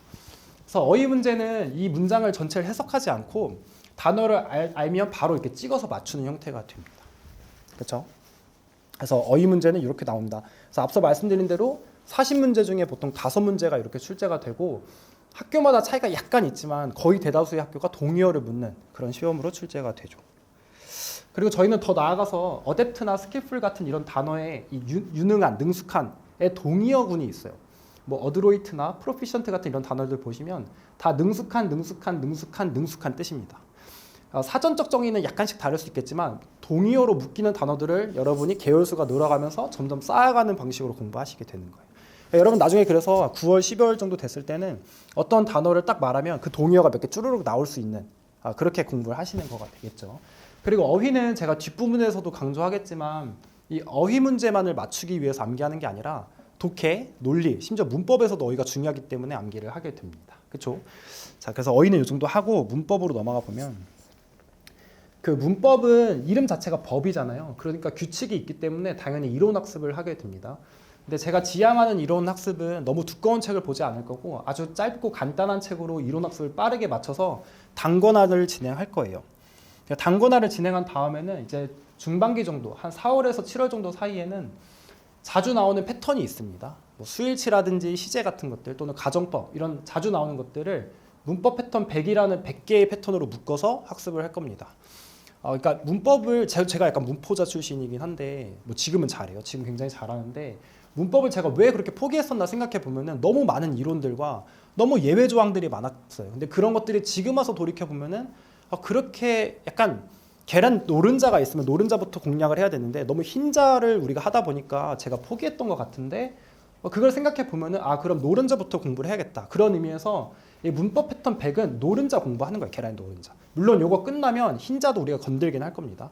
뭐 4년에 한 번 나오는 문법들 또 5년에 한 번 나오는 것도 이런 것도 건들긴 할 텐데 그런 걸 먼저 건들면 너무 지치기 때문에 우리는 가장 핵심적인 것부터 먼저 풀이를 진행할 겁니다. 자, 이렇게 해서 여러분이 이론 학습을 하고 패턴별 문제풀이까지 하셨으면 하반기에는 이제 잘 나오는 다빈출 문제풀이를 진행하게 됩니다. 다빈출이 있어요. 이게 문법이 이게 좀 처음 할 때는 정말 많아 보이는데 많이 하다 보면은 이거밖에 없네 싶을 정도로 빨리 끝나거든요. 근데 그런 문제들을 모아서 핵심 빈출 100개를 구성할 겁니다. 그래서 이거 돌려 풀고 해서 시험장 가는 형태로. 그리고 저희가 뭐 뒤에도 말씀드리겠지만 매달 상담을 해요. 그러니까 매달 상담해서 수준이 좀 저희가 생각하는 거 이상으로 잘 따라온다 하시면은 아까 말했던 흰자 문제들을 또 제공을 해요. 하지만 계속 말씀드리는 건 시간이 한정되어 있기 때문에 가장 중요하고 핵심적인 거 위주로 먼저 공부를 하게 되죠. 어휘도 그렇게 할 거고 문법도 그렇게 할 거예요. 그러니까 제가 그 서두에 편입을 경험했다고 말씀드렸잖아요. 근데 그게 어떤 장점이 있냐면 이게 전국에 영어 잘하는 선생님들은 많이 계시겠죠. 근데 제가 공무원 영어 간다고 잘하나요? 전 공무원 영어 하나도 모르고 저 그 수능 영어도 잘 몰라요. 제가 잘하는 건 편입 영어. 무슨 말이냐면 편입 영어에서 출제되는 포인트들을 잘 알고 있어요. 반대로 다른 영역에 있는 선생님들이 영어를 저보다 잘해도 편입 영어는 저보다 모른단 말이죠. 제가 편입을 합격했고 8년 동안 지도를 하면서 어떤 게 중요하고 어떤 걸 알아야 되는지를 우선순위를 알고 있어요. 그걸 여러분한테 그대로 드릴 거기 때문에 그렇게 한번 보시면 될 것 같아요. 저희가 그래서 어휘랑 문법까지 받고 빠르게 논리 독해도 좀 볼게요. 이제 문법을 좀 봐야겠네. 문법을 제가 앞에서 3단계로 설명드렸는데 이 패턴이 어떤 거냐면 제가 패턴을 이렇게 정리해 놨어요. 패턴 1번, 뭐 문장 하나에는 동사가 하나만 있어야 된다. 패턴 2번, 능동태랑 수동태 구분하기. 뭐 패턴 3번, 뭐 상관접속사 이런 짝 같은 걸 구분하기. 이렇게 패턴이 100개 있어요. 이 패턴 100개를 예제 문제와 기출 문제를 통해서 이론을 같이 학습합니다. 그러니까 이론과 실전을 분리시켜 놓지 않을 거고 이거를 합쳐서 같이 공부할 거예요. 약간 충격 효과가 있거든요. 그러니까 이론을 공부하고 나중에 문제를 풀면은 이게 동떨어져 있는데 빨리 문제를 풀면서 맞으면은 이게 충격 효과로 암기가 잘 되기 때문에 문제를 같이 접근할 겁니다. 자, 그래서 이것도 기출 문제를 하나 볼게요. 자, 보시면 이것도 한 20초 드릴 테니까 한번 풀어보세요. 이게 좀 쉬는 타임이기도 해서 문법 문제입니다. 빈칸에 아래에 있는 선지 중에 하나를 넣으면 문법적으로 완벽한 문장이 되겠죠. 한번 풀어보세요.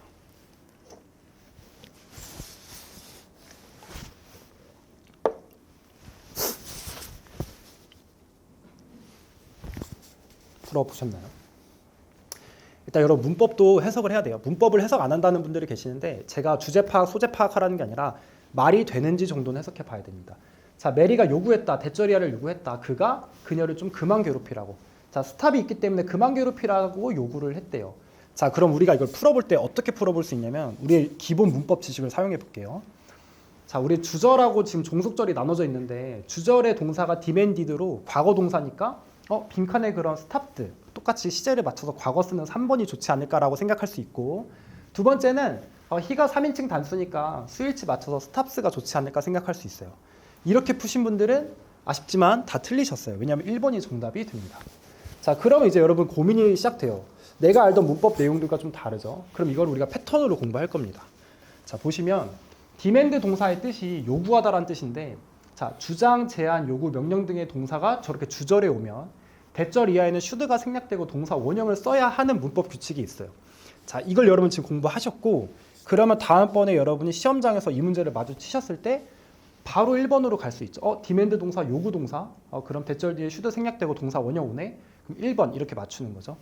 그런데 이런 것들을 만약에 여러분들 이론을 통해서 공부를 하면 너무 오래 걸리기 때문에 이렇게 짧지만 중요한 기출 문제를 실제로 놓고 그리고 이런 식으로 패턴화해서 공부한다고 보시면 됩니다. 그렇죠? 그래서 이런 패턴이 한 100개 있어요. 뭐 가정법도 있고 도치도 있고 뭐 생략, 관계대명사 이런 것들이 있습니다. 그래서 패턴식으로 공부한다고 보시면 될 것 같아요. 자, 논리 들어가 볼게요. 논리도 마찬가지로 3단계로 나눠놨는데 논리 문제가 뭐냐면 그 수능에 여러분 논리 문제 다 낯설지 않아요. 수능에 나오는 빈칸 완성 문제가 논리 문제거든요. 그러니까 수능에 빈칸 완성, 그러니까 지문이 있으면 빈칸 뚫려 있으면 거기에 맞는 단어 넣는 그 논리 문제인데 그렇다 보니까 빈칸에 들어갈 단어를 선지에서 골라야 하기 때문에 논리 문제는 처음에 논리 어휘를 좀 암기할 겁니다. 그 논리 어휘라고 따로 있진 않지만 논리에 자주 출제되는 어휘들이 좀 있어요. 그래서 논리 어휘를 암기할 거고 이건 제가 뒤에서 기출문제 통해서 논리 어휘를 왜 암기하는지 설명드릴게요. 자, 두 번째는 자, 논리 문제도 유형이 존재합니다. 그래서 일종의 순접, 역접 같은 유형이 존재하기 때문에 저희가 이제 중반기에는 유형별 문제풀이를 할 거고 하반기로 넘어가서는 이제 고난이도 문제를 풀 겁니다. 고난이도 문제라고 하면은 실제로 출제됐던 기출 문제 중에서 어려운 문제 또는 GRE 문제를 풀어볼 거고 이 GRE는 일종의 논리 문제의 전신이에요. 그러니까 실제로 미국에서 대학원 갈 때 보는 미국인들이 보는 시험에서 논리 문제가 좀 이렇게 차용됐기 때문에 그 문제를 풀어볼 겁니다. 마찬가지로 상반기, 중반기, 하반기 넘어가면서 점점 난이도 올라가는 식으로 갈 거고 논리 문제도 기출을 한번 볼게요. 논리 문제는 좀 설명이 약간 길 거예요. 이것도 한번 풀어보실 텐데 어떻게 푸냐면 당연히 문장을 해석하시고 그리고 저기 선지에 있는 단어를 빈칸에 넣어서 논리적으로 아까는 문법적으로 말이 되는 건데 이번엔 논리적으로 말이 돼야 됩니다. 그렇죠?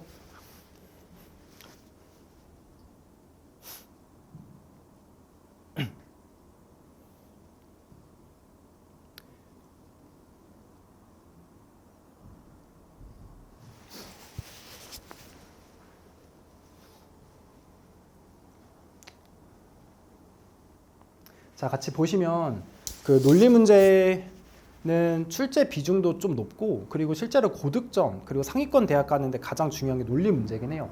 왜냐하면 대학교 교수님들이 문제 출제하실 때 가장 좀 뭔가 맛있게 낼 수 있는 부분이 논리 문제이긴 하거든요. 논리 문제가 어떻게 보면 편입에 되게 꽃이라고 볼 수 있고, 자, 그래서 이걸 제가 조금 더 딥하게 설명드릴게요. 자, 첫 번째, 논리 문제 푸는 방식은 문장 전체를 당연히 읽어야 됩니다. 같이 읽어볼게요. 자, 그녀가 하루 종일 먹지 않아서 그래서 그녀가 집에 도착했을 때 그녀는 빈칸했다라고 되어 있죠. 자, 그럼 일단 해석을 하시고 논리 문제는 그 다음에 문장 속의 단서를 찾으셔야 됩니다. 자, 그럼 단서를 제가 찾아봤을 때 그녀가 하루 종일 먹지 않았네. 일단 아무것도 안 먹은 상태. 자, 그래서 쏘가 나왔는데 쏘는 우리가 순접의 접속사가 되겠죠. 그래서 아무것도 먹지 않아서 그래서 그녀가 집에 도착했을 때 빈칸했다까지 가시면 세 번째는 빈칸에 어떤 단어가 들어갈지를 떠올려 봐야 됩니다. 그럼 생각해 볼 수 있겠죠? 아무것도 안 먹었으니까 집에 도착했을 때 그녀가 배고팠겠다.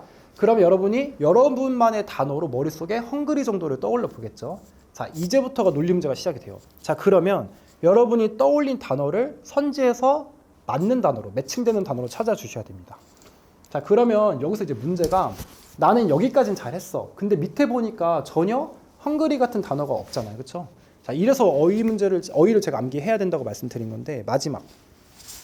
자, 선택지와 비교하기가 나와 있는데, 여러분이 1, 2, 3번 과정을 통해서 떠올린 저 헝그리란, 배고프다라는 저 형용사를 여기 2번에 레버너스라는 단어, 저게 똑같이 배고픈, 굶주린 이런 뜻이거든요. 저런 단어를 찾아주셔야 됩니다. 이게 논리 문제예요. 아시겠나요? 그래서 앞에서 어휘 문법 했는데, 그 어휘 문제를 위해서 어휘를 암기를 하기도 하지만, 이렇게 논리 문제를 풀기 위해서 어휘를 암기도 하죠. 이게 되게 약이 오르는 게 시험장 가면은 논리 문제를 이렇게 받겠죠. 해석도 잘 됐어. 논점도 파악했고 단서도 찾았고 내가 빈칸에 뭘 들어갈지 예측도 했는데 여기 있는 단어 뜻을 모르면 이거 약간 눈 뜨고 코 베이는 거거든요. 그래서 어휘를 암기해야 돼요. 저희 같은 강사들도 어휘를 암기 안 하면 아무리 영어 잘해서 아무리 해석해도 여기 해석이 안 되면 이거 단어 모르면 못 맞춥니다. 그래서 여러분도 2월부터 1월부터 12월까지 공부하실 때 어휘 문법 논리 독해 또는 수학을 공부하시겠지만 단어는 그냥 고정으로 매일 3시간 공부하실 거예요. 이런 이유로. 그렇죠? 그래서 이게 그냥 시험장 가면 적당히 나오겠지라고 하는데 이런 상황이 벌어지면, 그러니까 즉 해석도 잘했고 논점도 파악했는데 보기 단어를 몰라서 못 푸는 경우가 생기면 굉장히 약간 서럽습니다. 그래서 단어를 좀 많이 암기하셔야 되고, 마찬가지로 문장 전체 읽고 문장 속 단서 찾고 빈칸에 들어갈 단어 떠올리고 떠올린 그 단어를 선지해서 매칭해 보는, 이게 이제 논리 문제 푸는 방식이에요. 그렇죠? 그래서 제가 오늘 그 OT긴 한데 일부러 기출 문제 하나씩 갖고 와본 건, 저야 뭐 맨날 푸니까 지루하긴 하겠지만 여기 처음 하시는 분들은 좀 궁금할 수 있잖아요. 실제 시험이 어떻게 나오는지. 그래서 하나씩 맛보는 건데 미안하지만 이렇게 쉽게 안 나와요. 이건 너무 쉬운 걸 제가 갖고 온 거고 실제 기출은 훨씬 어려워요. 논리 문제 이거, 그러니까 철수가 영희를 좋아한다. 그리고 영희도 철수를 좋아한다. 그리고 근데 반대로 철수가 영희를 좋아한다. 그러나 철수는 영희를 좋아하지 않는다. 그리고 그러나 접속사에 따라서 논리가 달라지는데 이렇게 단순하게 나오지 절대 않고 굉장히 장문으로 복잡한 논리가 출제가 됩니다. 그게 제가 말한 GR이나 또는 나중에 기출문제에서 볼 수 있는 거. 그렇지만 오늘은 예시를 통해서 여러분 설명하기 위해서 간단한 거 갖고 온 거니까 이렇게 맛보기만 좀 보시면 될 것 같아요. 자, 이제 대망의 독해로 가겠습니다. 독해가 진짜 중요한데 왜 중요하냐면 제가 어휘, 문법, 논리, 독해 4가지 영역을 설명드렸는데 어휘랑 문법은 약간 노가다로 해결이 돼요. 여러분이 엉덩이 붙이고 앉아서 오래 공부하면 어휘는 결국 암기를 하게 될 것이고 문법도 결국은 암기를 하게 돼요. 하지만 정말 성적이 안 오르는 부분이 독해예요. 왜냐하면 남의 나라 말을, 그것도 대학교 수준의 텍스트를 시간 안에 읽는다는 게 1년 안에 해결이 잘 안 돼요. 진짜로. 제가 오래 공부해도 저도 어떤 텍스트를 보면 굉장히 어렵거든요.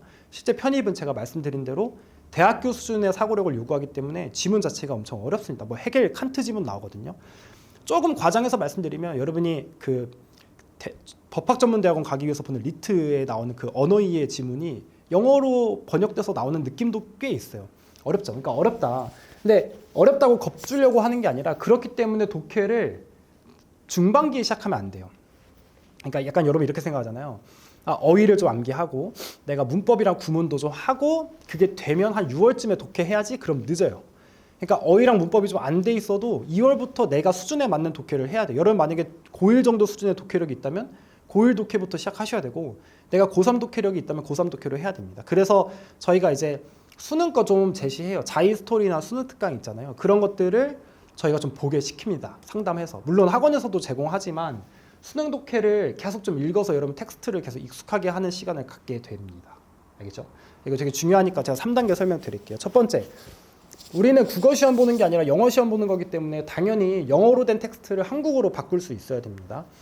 이거 여기를 굉장히 간과하시는데 여기 간과하면 답이 없어요. 무슨 말이냐면 제가 이제 학생들이 보통 저한테 영어 문제를 틀리면 질문을 와요.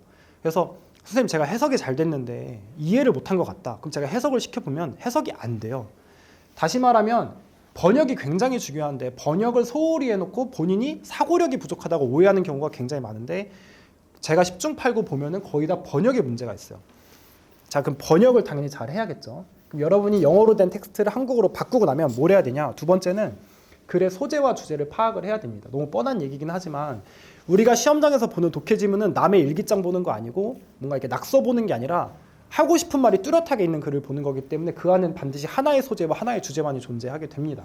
그래서 여러분이 번역을 잘 하시고 번역한 내용을 우리나라 말로 잘 이해하시면 마지막으로는 여러분 수험생이니까 당연히 문제를 풀어야겠죠.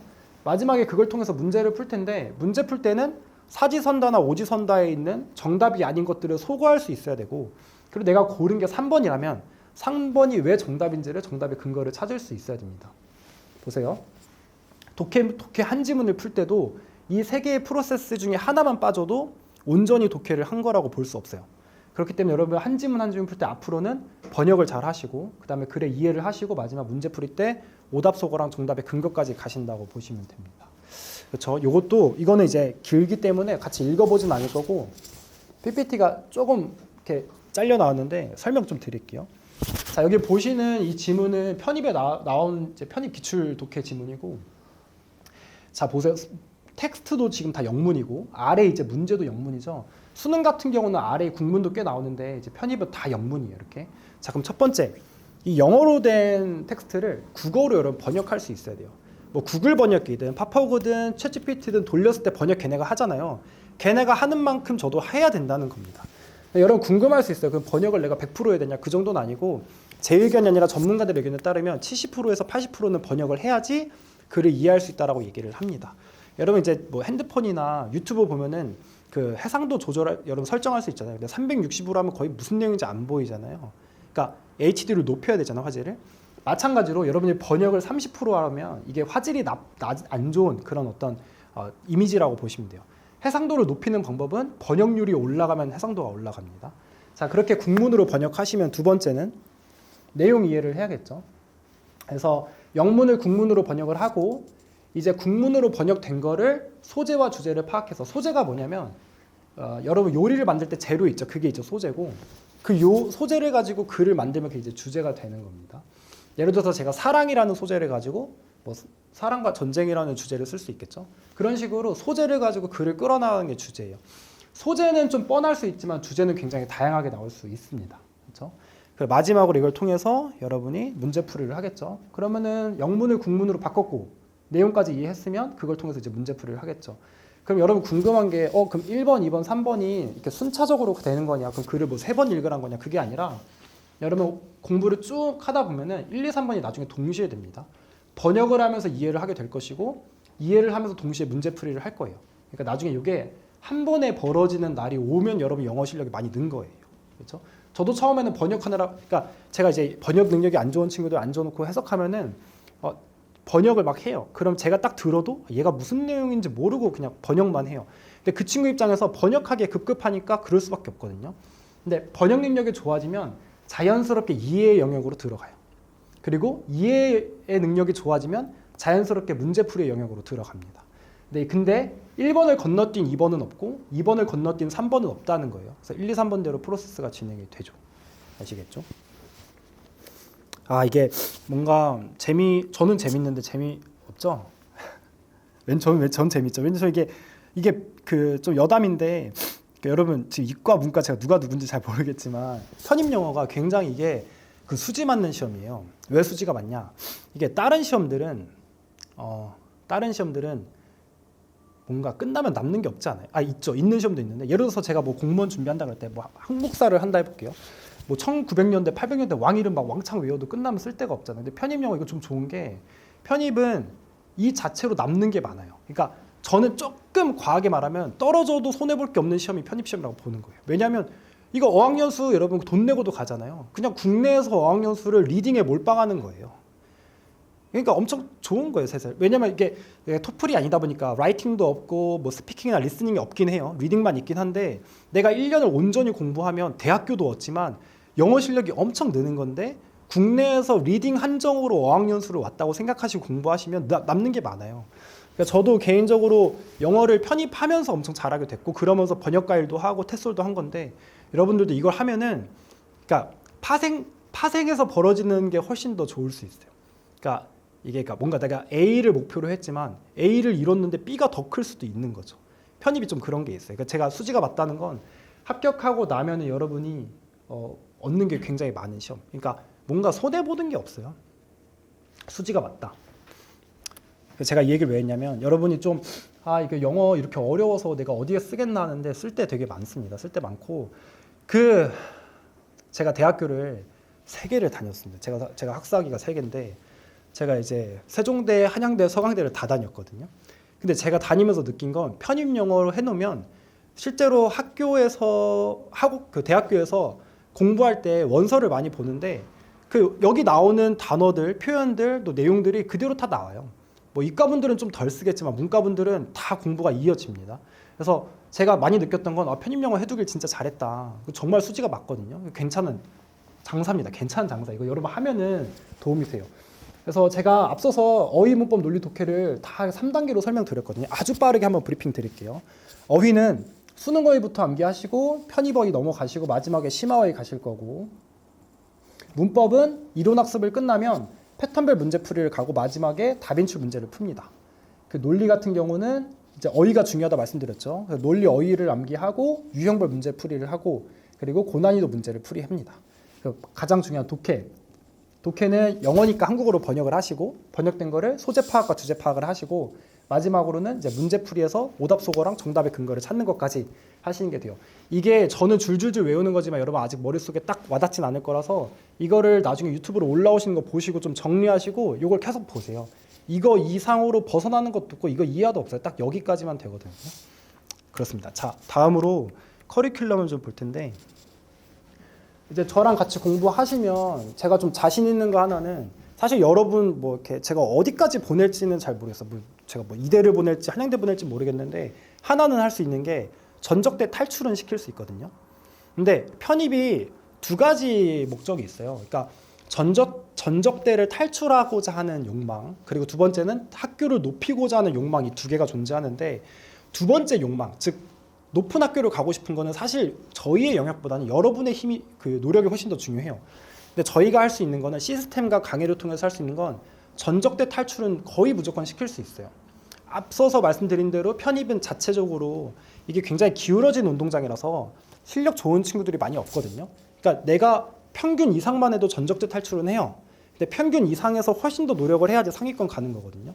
그래서 저랑 이제 2월에서 7월까지 뭐 하반기도 있겠지만 공부를 쭉 하시는데 과제 잘 하시고 수업 잘 들으시고 시험 잘 보시고 피드백 반영 잘 하시면은 전적대 탈출은 하는 거예요. 그리고 그 이외에 엑스트라로 여러분이 공부하시면 그때부터 중경외실 가냐 서성원을 가냐가 결정이 되겠죠.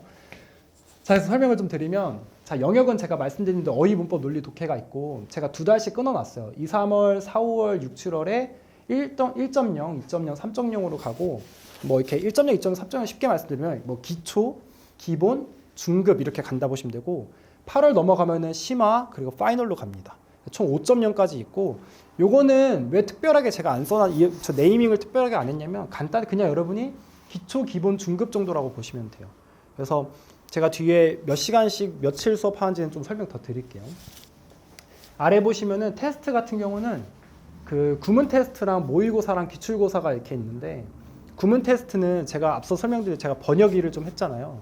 그래서 여러분한테 구문 테스트를 매달 제공해 드릴 텐데 그러니까 영어 텍스트를 여러분 드리고 여러분이 그걸 다 해석을 쓸 거예요. 그 시험지를 저한테 내시면 제가 그거를 다 첨삭할 겁니다.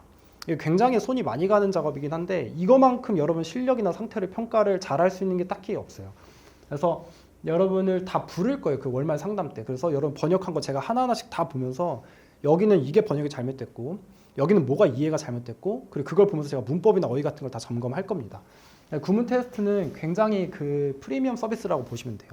두 번째, 모의고사는 월에 한 번씩 모의고사 봅니다. 그래서 여러분이 공부한 것들을 점검하고 또 앞으로 방향을 잡는 용도로 쓸 거고 이제 기출고사인데 기출고사는 9월부터 시작하는 게 맞아요. 하지만 이때부터 보는 이유는 단국대, 국민대, 건대, 한국외대, 경희대, 중앙대 이 학교들에서 모든 시험을 그러니까 그 풀테스트를 보겠다는 게 아니라 저 학교들에서 좋은 문제를 발췌해서 맛보기 할 거예요. 아, 단국대는 이렇게 나오는구나. 국민대는 이 정도 난이도구나. 아, 건국대는 이 정도구나. 왜냐면 여러분이 약간 그런 공포에 사로잡혀 있잖아요. 아, 편입이 굉장히 어렵다. 근데 생각보다 막상 몇 개 풀어보면 수능보다 쉽네 이런 학교들도 있어요. 실제 건대는 이번 수능보다 더 쉽습니다. 제가 건대 지난주에 봤잖아요. 다 맞았거든요. 그 나와서 제가 다 복귀했어요. 복귀했고 다 올렸는데 그 수능보다 훨씬 쉬워요. 훨씬 쉽고 그래서 여러분이 그런 어떤 두려움으로부터 좀 해방시켜주기 위해서 제가 매달 학교마다 좀 적당한 문제들 여러분 풀게 할 겁니다. 여러분이 좀 기출에 좀 가까워지게 할 거고 그리고 마지막으로 1대1 클리닉이 있는데 그 의무 상담할 거예요. 그러니까 선택 상담이 아니라 강제로 잡아놓고 상담할 겁니다. 잘하고 있는지 뭐 문제는 없는지. 왜 그러냐면 학생분들 중에 상담하고 싶은데 약간 소극적이셔서 못 오시는 분들이 계시더라고요. 그래서 그런 분들이 있을까 봐 저희가 먼저 나가서 상담을 할 거고 이 의무 상담은 7월까지는 의무적으로 할 거고 8월부터는 여러분 선택권에 넘길 거긴 하거든요. 근데 이때 상담이 너 요즘 잘 지내 이런 게 아니에요. 여러분 성적을 다 올려놓고 데이터 기반으로 아주 깊게 상담할 겁니다. 그렇죠? 그래서 그 매우 꾸짖기도 할 거고 또 격려도 할 텐데 이 상담 때 여러분 이때 시험이 엄청 많잖아요. 구문 테스트, 모의고사, 기출고사. 그럼 여러분 성적 데이터가 있겠죠. 그러면은 몇 점대가 나와야 되는 게 사실 달달이 있어요. 뭐 몇 월에 몇 점 나와야 되고 그런 것들을 비교해서 말씀드릴 겁니다. 아시겠죠? 그래서 이게 커리큘럼이 되고 전 시간표를 좀 볼게요. 시간표. 일단 인문계 분들은 그 여기가 일종의 학교라고 생각하시면 됩니다. 그래서 아침에 10시에 등원을 하시게 돼요. 그래서 아침에 10시에 등원하시면 매일 데일리 테스트 단어 시험 봐요. 단어 시험은 뭐 30개, 50개, 100개 이렇게 구성이 될 거고 단어 시험은 뭘로 보냐? 저희가 단어장을 드려요, 매달. 그럼 이제 시험 볼 거고 아침에 단어 시험 못 보면 그러니까 통과를 못 하면 오후에 재시험이 있습니다. 그렇죠? 저녁에 있네요. 저녁에 재시험이 있고 그래서 여러분이 그 단어 시험을 통과를 데일리로 하시는 것도 중요하겠지만 나중에는 이제 급수 테스트가 또 있어요. 그러니까 단어 1.0, 단어 2.0, 단어 5.0까지 가는데 1.0 단어장에 이 정도 된다 하면 그거를 다 그러니까 단어 시험 합격하면 다음 단어장 넘어가는 급수제예요, 급수제. 그러니까 그 흰띠에서 노란띠 가는 그런 느낌으로 급수제로 운영이 된다 보시면 되시고 그래서 문과는 오전에 10시부터 12시 반까지 하루에 2시간 반씩 수업이 되어 있어요. 그리고 월화수목 그렇게 2시간 반씩 수업을 하고 그리고 점심 먹고 돌아오셔서 이제 리뷰 테스트 간단하게 보고 오후부터는 첫 번째 오후 시간대는 강제 자습 그리고 저녁 먹고 와서는 자율 자습입니다. 그래서 제가 앞서 말씀드린 대로 여러분 공부 시간 자체가 굉장히 중요하기 때문에 저희가 오후에는 강제 자습을 잡아놨고 그래서 여러분 10시에 오셔서 기본적으로 저녁 5시까지 6시까지는 강제로 학원에 있다 이렇게 보시면 될 것 같아요. 그리고 금요일에는 테스트 세션인데 월화수목 여러분이 총 10시간 정도 공부하신 거죠. 그럼 그 10시간 공부한 내용들을 금요일 날에 한번 이렇게 리뷰도 하고 시험도 보는 시간을 갖습니다. 이렇게 하면 깔끔해요. 일주일에 딱딱딱 돌아가거든요.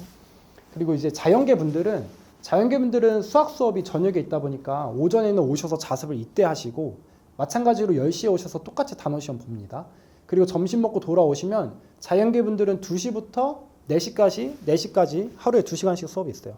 그러니까 문과분들은 영어 공부를 좀 더 많이 해야 되니까 하루에 2시간 반. 이과분들은 2시간씩 수업하고 마찬가지로 금요일 날에 테스트 세션이 있습니다. 이 금요일 날의 테스트 세션은 매주 위클리 테스트를 볼 거고 그리고 월 마지막 주차 때는 이제 먼슬리 테스트, 월 모의고사가 있습니다. 아시겠죠? 여러분 너무 힘드실 것 같은데 다 끝났고 요거는 이제 그냥 간단하게 설명드릴게요.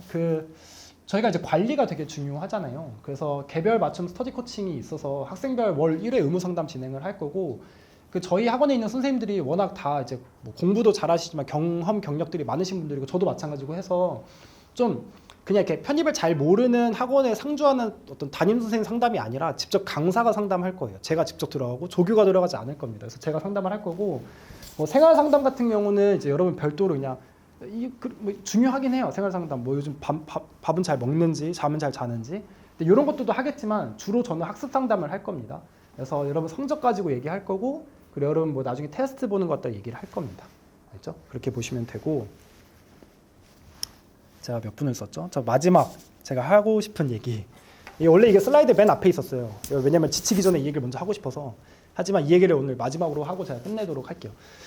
그 제가 편입을 합격을 해보고 또 8년 동안 정말 많은 학생들 마주치면서 제가 딱 찾아낸 합격 방정식이 있어요. 이게 공통 분모거든요.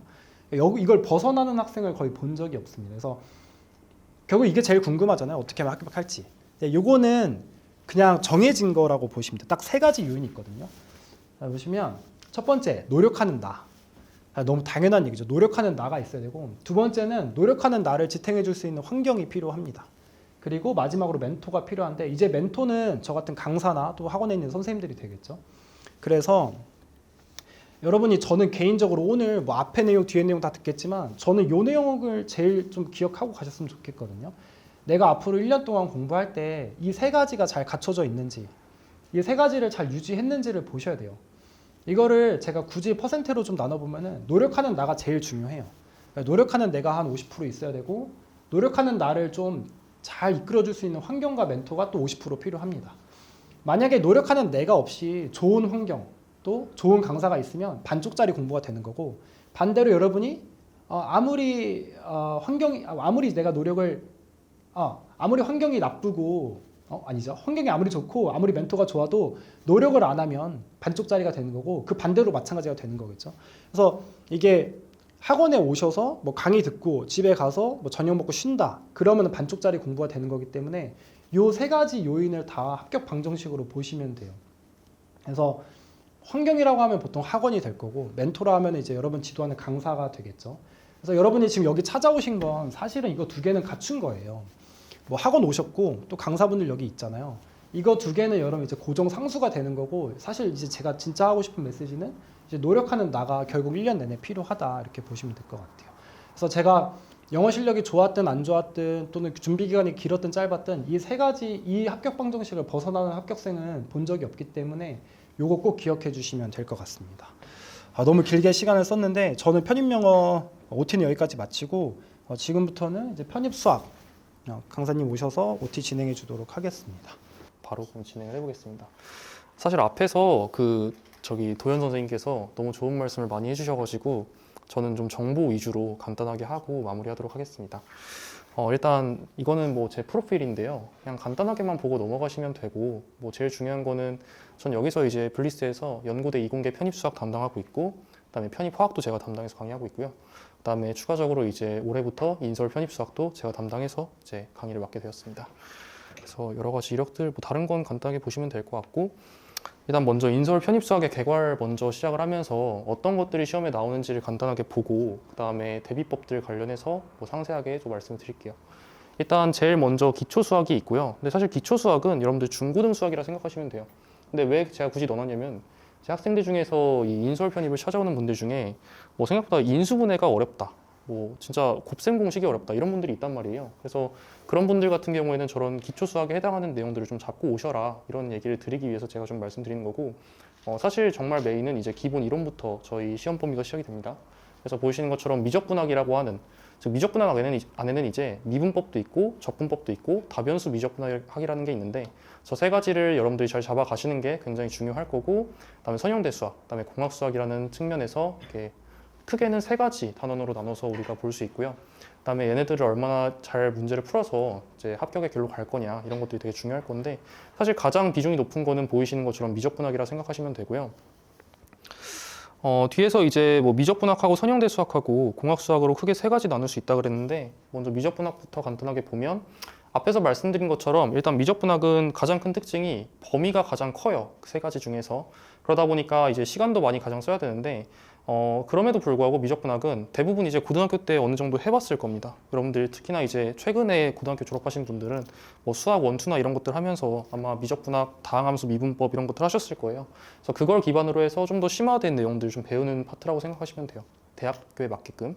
그래서 선형대 수학이랑 공학 수학의 기초가 되기도 하기 때문에 굉장히 중요하다고 생각하시면 되고 아까 말씀드렸다시피 굉장히 이 전체 시험 비중의 큰 범위를 차지하고 있어요.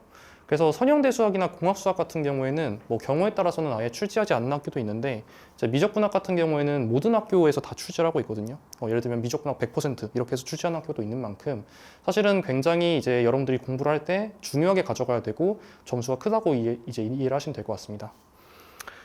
그리고 이제 그렇기 때문에 기출문제도 가장 많아요. 미적분학은 엄청나게 방대한 양질의 기출문제가 있기 때문에 이제 이런 것들을 얼마나 여러분들이 잘 선별해서 공부하느냐가 굉장히 중요할 거다라고 하는 거죠. 그래서 단원에 대해서 한 번 더 정리해 드리면은 아까 말씀드렸다시피 미분학, 적분학, 뭐 수열과 몇 급수를 따로 빼놓긴 했는데 보통 이제 적분학 하면서 저희는 수열과 몇 급수 같이 다룰 거고요. 그 다음에 이제 다변수 미적분학이라고 하는 이제 파트가 존재하게 된다. 그렇게 간단하게 말씀드릴 수 있을 것 같고 아까 말씀드렸다시피 미적분학 같은 경우에는 기본적으로 기출 문제가 굉장히 많기 때문에 뭐 미분학이라고 해서 쉽고 적분학이라고 해서 쉽고 뭐 그런 게 없어요. 그냥 미분학에서도 어려운 문제가 나올 수 있고요. 적분학에서도 어려운 문제가 나올 수 있고 다변수에서도 어려운 문제가 나올 수 있고 몇 급수에서도 어려운 문제가 나올 수 있고 그러니까 모든 파트에서 어려운 문제가 나올 수도 있고 쉬운 문제가 나올 수도 있기 때문에 난이도 같은 걸 다 대비를 하셔야 됩니다. 그래서 미적분학은 그렇게 이해하시면 되고 그다음에 선형대 수학 같은 경우에는 지금 보이시는 것처럼 일단 선형대 수학은 옛날 학생들은 좀 잘하는 분들이 있었어요. 왜냐하면 옛날에 이제 학교 졸업하신 분들은 행렬과 벡터 이런 거라고 해가지고 막 행렬 계산하는 거라든지 벡터 관련된 내용을 다루기 때문에 이제 고등학교 때 많이 하고 와서 잘하시는 분들이 있는데 최근에 이제 고등학교 졸업하신 분들은 이걸 안 했겠죠. 이제 행렬 같은 거 아예 안 하고 오신 분들도 많을 거고 벡터 같은 것도 아예 안 하고 오신 분들이 많을 겁니다. 이제 그러다 보니까 고등학교 때 해본 적이 없어서 베이스가 없는 학생이 많다는 특징이 있고요. 추가적으로 뭐 이제 선형대 수학 배우다 보면은 방금 말씀드린 행렬 말고도 뭐 그걸 이제 더 고차원으로 올려서 뭐 벡터 공간이다, 선형 사상이다 이런 것들 배우는데 사실 그 용어 자체가 여러분들 처음 들어보는 분들이 많을 거예요. 아마 좀 난해하고 그렇게 될 건데 이제 그러다 보니까 이제 학생들이 처음에 좀 초기 공부 시간이 많이 필요하다 그렇게 이해할 수가 있을 것 같고 그래서 결국엔 공부 시작 시기가 좀 중요한데 선형대 수학 같은 경우에는 보통의 이제 학원에서는 이제 뭐 4월 지나서 한다거나 뭐 이렇게 하는 경우가 많아요. 뭐 저희도 큰 틀은 그렇게 할 건데 사실 저는 개인적으로 그렇게 하면 좀 이제 선형대 수학의 방대한 양을 따라잡는 게 어렵다고 생각을 해서 이제 미적분학 하면서 중간중간에 선형대 수학의 아주 기본적인 내용들도 같이 다루게 될 거예요. 그래서 좀 더 빠르게 시작을 해가지고 선형대 수학을 좀 적응할 수 있는 기간을 충분히 드릴 예정이다. 그렇게 이해하시면 될 것 같고 그리고 선형대 수학 같은 경우에는 제가 좀 기본이다 변별이다 좀 나눠놨는데 그 이유가 미적분학은 기출문제도 많고 하다 보니까 이미 고일 대로 고였어요. 속된 말로 좀 고였다고 표현하는 게 맞고 그래서 이제 미분법이나 적분법에서도 어려운 문제가 나올 수 있는데 선형대 수학 같은 경우에는 보통 기본적인 문제가 나오는 유형하고 변별이 되는 유형이 좀 정해져 있어요. 어느 정도. 그래서 보이시는 것처럼 행렬대수는 말 그대로 그 행렬 가지고 계산하는 문제들이에요. 간단하게. 이제 그런 것들이 나올 수 있고 그다음에 선형 연립방정식 이런 것들은 그렇게 어렵지 않게 다 가져가라고 내는 경우가 많은데 이제 그 아래에 있는 벡터 공간이나 선형 사상, 뭐 선대 응용 같은 거 혹은 고유값과 고유벡터 저런 것들은 보통 변별 유형이라서 상위권 학교에서 좀 많이 나온다는 특징이 있고 그다음에 문제가 나왔을 때 좀 어렵게 나온다는 특징이 있어요. 그래서 실제로 근거 자료를 좀 보시면은 여기 보이시는 것처럼 서성한, 뭐 중경시, 동홍숙, 뭐 국승세대 나와 있는데 보이시는 것처럼 선형대 수학 비중이 일단 첫 번째로 보셔야 되는 게 서성안으로 갈수록 많이 올라가고 있다는 게 첫 번째 특징이고 두 번째로는 아까 제가 행렬대 수하고 선형 연립방정식 이 두 가지 파트는 좀 기본 유형으로 분류했는데 그 기본 유형 좀 쉽게 문제를 내는 학교가 아래 학교에 좀 배치가 되어 있죠. 근데 반대로 서성안이나 중경외시로 갈수록 좀 더 선형대 수학 비중이 높아지고 아까 말씀드린 이 내용들이 다 이제 변별 유형들인데 그 변별 유형들의 비중이 높아진다고 생각하시면 될 것 같아요. 그래서 상위권 학교로 갈수록 이제 선형대 수학 같은 경우에는 오히려 좀 어려워지는 추세를 가지고 있다. 하지만 미적분학에 이걸 대입하시면 큰일 납니다. 미적분학은 오히려 서성안보다 뭐 광운대학교라든지 가천대학교가 더 어렵기도 해요. 그래서 미적분학은 학교마다 이 뭔가 여러분들의 선호도가 높다고 해서 더 어렵다거나 그런 건 없고 학교마다 좀 다른 게 있기 때문에 선형대 수학에만 대입하셔야 되고 이게 미적분학에 대입되면 안 된다. 그렇게 먼저 이해하실 수 있을 것 같고 그래서 뭐 이거는 간단하게 제가 방금 말씀드린 거 쭉 정리한 거니까 넘어가도록 하겠습니다. 그다음에 공학수학 같은 경우에는 미적분학하고 선형대 수학을 이제 필요로 하는 파트예요. 그래서 미적분학에서 여러분들이 연습한 계산 결과, 그리고 선형대 수학에서 연습한 계산 결과를 가지고 이제 확장해서 공학수학을 배우는 건데, 이제 그렇게 생각을 하면 공학수학은 앞에서 배운 미적분학이랑 선형대 수학 둘 다 쓰니까 가장 어려운 거 아니냐라고 할 수 있지만 그렇지 않습니다. 문제 난이도는 생각보다 그렇게 어렵지 않아요. 일단 공학수학 1의 본질이 뭐냐라고 한다면 미분방정식을 풀이하는 건데요. 미분방정식 같은 경우에는 보통 이제 우리가 형태가 어느 정도 정해져 있어요. 그래서 형태와 유형이 정해져 있기 때문에 그 형태와 유형에 대한 해법을 알고 있으면 크게 어렵지 않게 접근할 수 있다는 특징이 있는데, 중요한 건 그 해법을 사용하는 과정에서 앞에서 배웠던 미분 계산 방법이나 적분 계산 방법 같은 것들이 사용될 수 있다는 얘기죠. 그래서 우리가 미적분하고 선형대 수학이 필요하다고는 하지만 기본적으로 공학 수학이 그렇게 어렵냐라고 한다면 어느 정도 해법이 정해져 있는 파트이다. 그렇게 이해할 수가 있을 것 같고, 그래서 공학 수학 같은 경우에는 앞에서 제가 본질이 미분방정식을 푸는 거다라고 말씀드렸는데, 보이시는 것처럼 거의 대부분이 미분방정식을 풀이하는 거죠. 마지막에 라플라스 변환이라고 해서 좀 신기한 용어를 가진 게 있는데, 사실 라플라스 변환도 나중에 배워보면 알겠지만 얘를 이용해서 앞에서 배운 미분방정식을 더 쉽게 풀 수 있는 그런 도구가 돼요. 그래서 어차피 라플라스 변환이라고 하는 것도 여러분들이 미분방정식이랑 동떨어진 게 아니고 얘를 활용해서 다시 미분방정식을 덧입혀주는 그런 작업들을 해야 되거든요. 그래서 그런 것들을 우리가 이해하면서 공학 수학을 공부한다. 그래서 서머리 해보면은 미적분학 같은 경우에는 가장 많은 출제 비중이 있고 기출 문제가 가장 풍부하기 때문에 여러분들이 연습할 수 있는 소스가 많다라는 거고, 선대 같은 경우에는 좀 초기에 생소하고 낯설 수 있기 때문에 이 초기에 좀 적응하는 기간이 필요하다. 공학 수학 같은 경우에는 이제 미적분학하고 선형대 수학을 기반으로 해서 이제 수강을 하면 되고, 공학 수학에서는 미분 방정식을 풀이하는 게 굉장히 중요하다. 그렇게 우리가 이해할 수 있을 것 같아요. 자, 그럼 이제 편입 수학을 우리가 어떻게 준비해야 되느냐, 마인드셋 먼저 좀 볼 건데, 저희가 아무래도 이제 연구대 미적분을 강의를 했다 보니까 제 합격생 중에는 연세대 합격생들이 좀 많아요. 그래서 연세대 합격한 친구의 어떤 그 상황을 좀 제가 가져왔는데, 연세대 합격한 친구의 어떤 이게 리뷰거든요. 그래서 중요하게 보셔야 되는 건 뭐냐면, 편입 문제들이 아무리 새로워 보여도 사실 이미 대학교 전공서적 연습 문제나 다른 기출 문제를 참고해서 제작된 유형화된 문제들이 대부분이다. 그리고 어디서 본 문제들을 최적화하는 것이다. 그러니까 최대화하는 것이다. 그렇게 써 있잖아요. 사실 저는 이 말이 되게 중요하다고 생각하는 게, 자, 여러분들이 이제 서성원에 준비를 하든 어떤 학교를 준비할 때 대부분의 학생들은 어떤 얘기를 하냐면, 이제 편입이 정보가 적다 보니까 편입 합격하려면 엄청 높은 점수를 받아야 되고, 그러려면 이제 기본 문제 이외에 응용 문제를 완벽하게 풀어내지 못하면 불합격을 한다더라. 그렇게 이제 일하는 사람들이 있는데, 결론부터 말씀드리면 절대 그렇지가 않습니다. 가천대도 그렇고 건국대도 그렇고 일부 학교들은 이제 커트라인을 공개를 하는데, 보통 커트라인 같은 경우에 70점에서 80점 정도로 형성이 되는 경우가 많아요. 근데 그 7, 80점이라고 하는 점수는 뭐냐면, 사실은 우리가 변별력 문항이 아니고 거의 대부분 반복되는 패턴에서 끝나게 됩니다.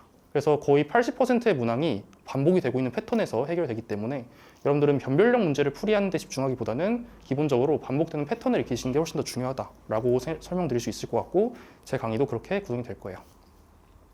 그래서 그러면 어떤 특징을 갖고 있냐에 대해서 좀 더 자세하게 들어가 보자면, 제 코어 패턴은 기본적으로 기출 문제에 1대1 대응을 하고 있다는 게 가장 큰 특징이 됩니다. 그래서 숫자가 변형되거나 단일 개념 문제가 되거나 이렇게 되기 때문에 기출 문제 연계열에 대한 높은 체감이 특징이라고 할 수 있고요. 그러면 이제 여러분들한테 좀 예시를 보여줄 건데, 한 10초 정도, 10초도 필요 없습니다. 5초 정도만 보게 되면은, 지금 왼쪽이 이제 원래 있었던 기출 문제고요. 얘네를 가지고 여러분들이 가고 싶어하는 서강대하고 성균관대 기출 문제를 제가 찾아봤어요. 근데 보이시면 알겠지만 간단하게만 보더라도 지금 형태가 굉장히 같다는 걸 알 수 있어요. 형태가 같고, 하지만 식과 약간 숫자만 좀 바뀐 형태가 되겠죠. 이런 것들을 여러분들이 잘 잡아내는 게 사실 합격에서 가장 중요하다는 얘기예요. 그리고 이런 것들이 거의 여러분들 80% 이상 나온다라고 이해하시면 됩니다. 그래서 편입수학은 대부분 이제 패턴이 정해져 있고, 그 패턴을 가지고 여러분들이 얼마나 훈련을 잘 하느냐, 이제 거기서 결판이 나는 거고요. 거기서 실수를 하면 사실 합격하기가 쉽지 않겠죠. 만약에 여러분들이 거기서 실수를 했다, 그러면 앞에서 말씀드린 응용 문제를 풀어야 합니다. 실수한 만큼을 보충하기 위해서 응용 문제를 풀어야 되겠죠. 이것도 마찬가지예요. 이제 인하대 문제를 가지고 한양대 문제가, 사실 이거는 엄청 똑같죠. 접평면의 방정식 구하는 거고 A, B, C 합 구하는 것까지 완벽히 일치합니다. 그래서 보이시는 것처럼 과거에 나왔던 기출 문제를 기반으로 해서 나오는 문제가 이런 형태의 문제이다 라고 이해하시면 되고, 이런 문제가 생각보다 합격에 있어서 굉장히 중요하다라는 거 하나 기억하시면 될 것 같아요. 다음으로는 변별력 문제이죠. 자, 우리가 뭐 코어 문제를 여러분들이 100%다 맞출 수 있다고 하면 좋은데 생각보다 제가 이제 학부생들 말을 들어보게 되면은 코어 문제만 다 맞춰도 합격할 수 있는데 저기서 항상 이제 시험장이니까 실수도 하고 많이 이제 어려워하는 경우도 있어요. 그러니까 원래는 되게 쉬웠는데 뭐 시험장에서 안 보인다든지 그럴 수 있거든요.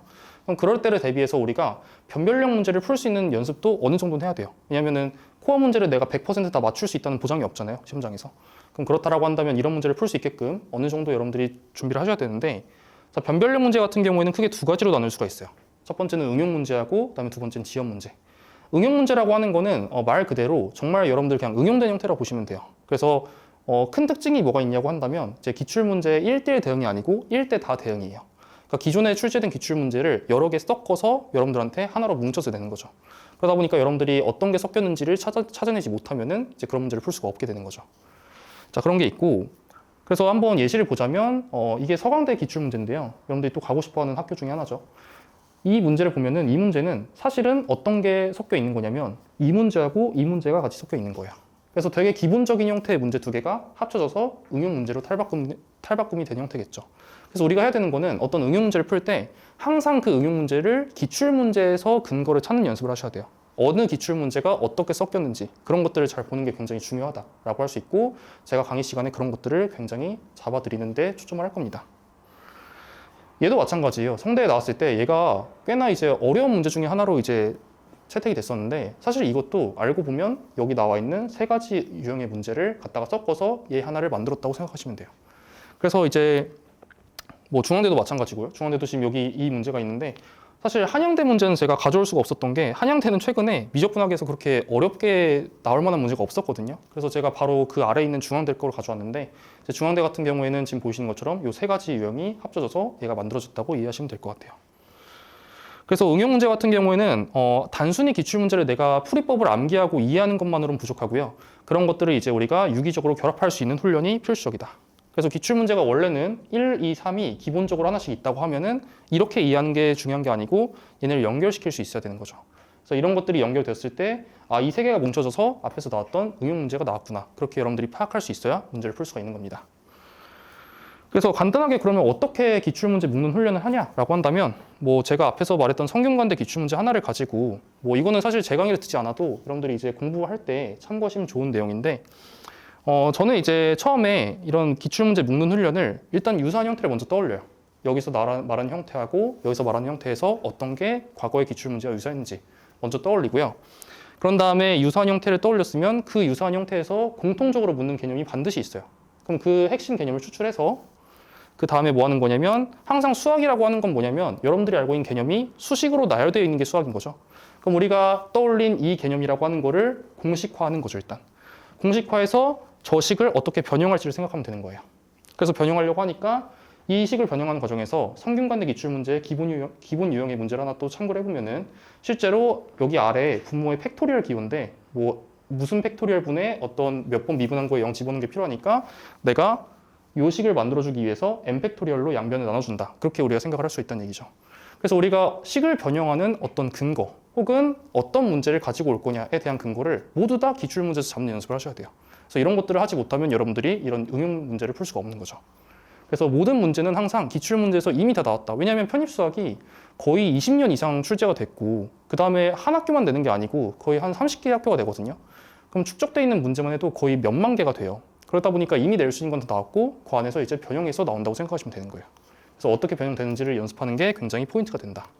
그래서 이렇게 공부하시면 되고, 그러면서 이제 또 나오는 문제 중에 하나가, 학생들이 나는 서성한 목표라서 서성한 문제만 풀겠다, 뭐 이렇게 얘기를 하는데, 뭐 그 근거는 이거죠. 보통 이제 학생들이 생각하는 게 다른 학교가 서성한 기출보다 쉽기 때문에 그렇지 않느냐라고 하는데, 결론도 말씀드리면 절대 그렇지가 않습니다.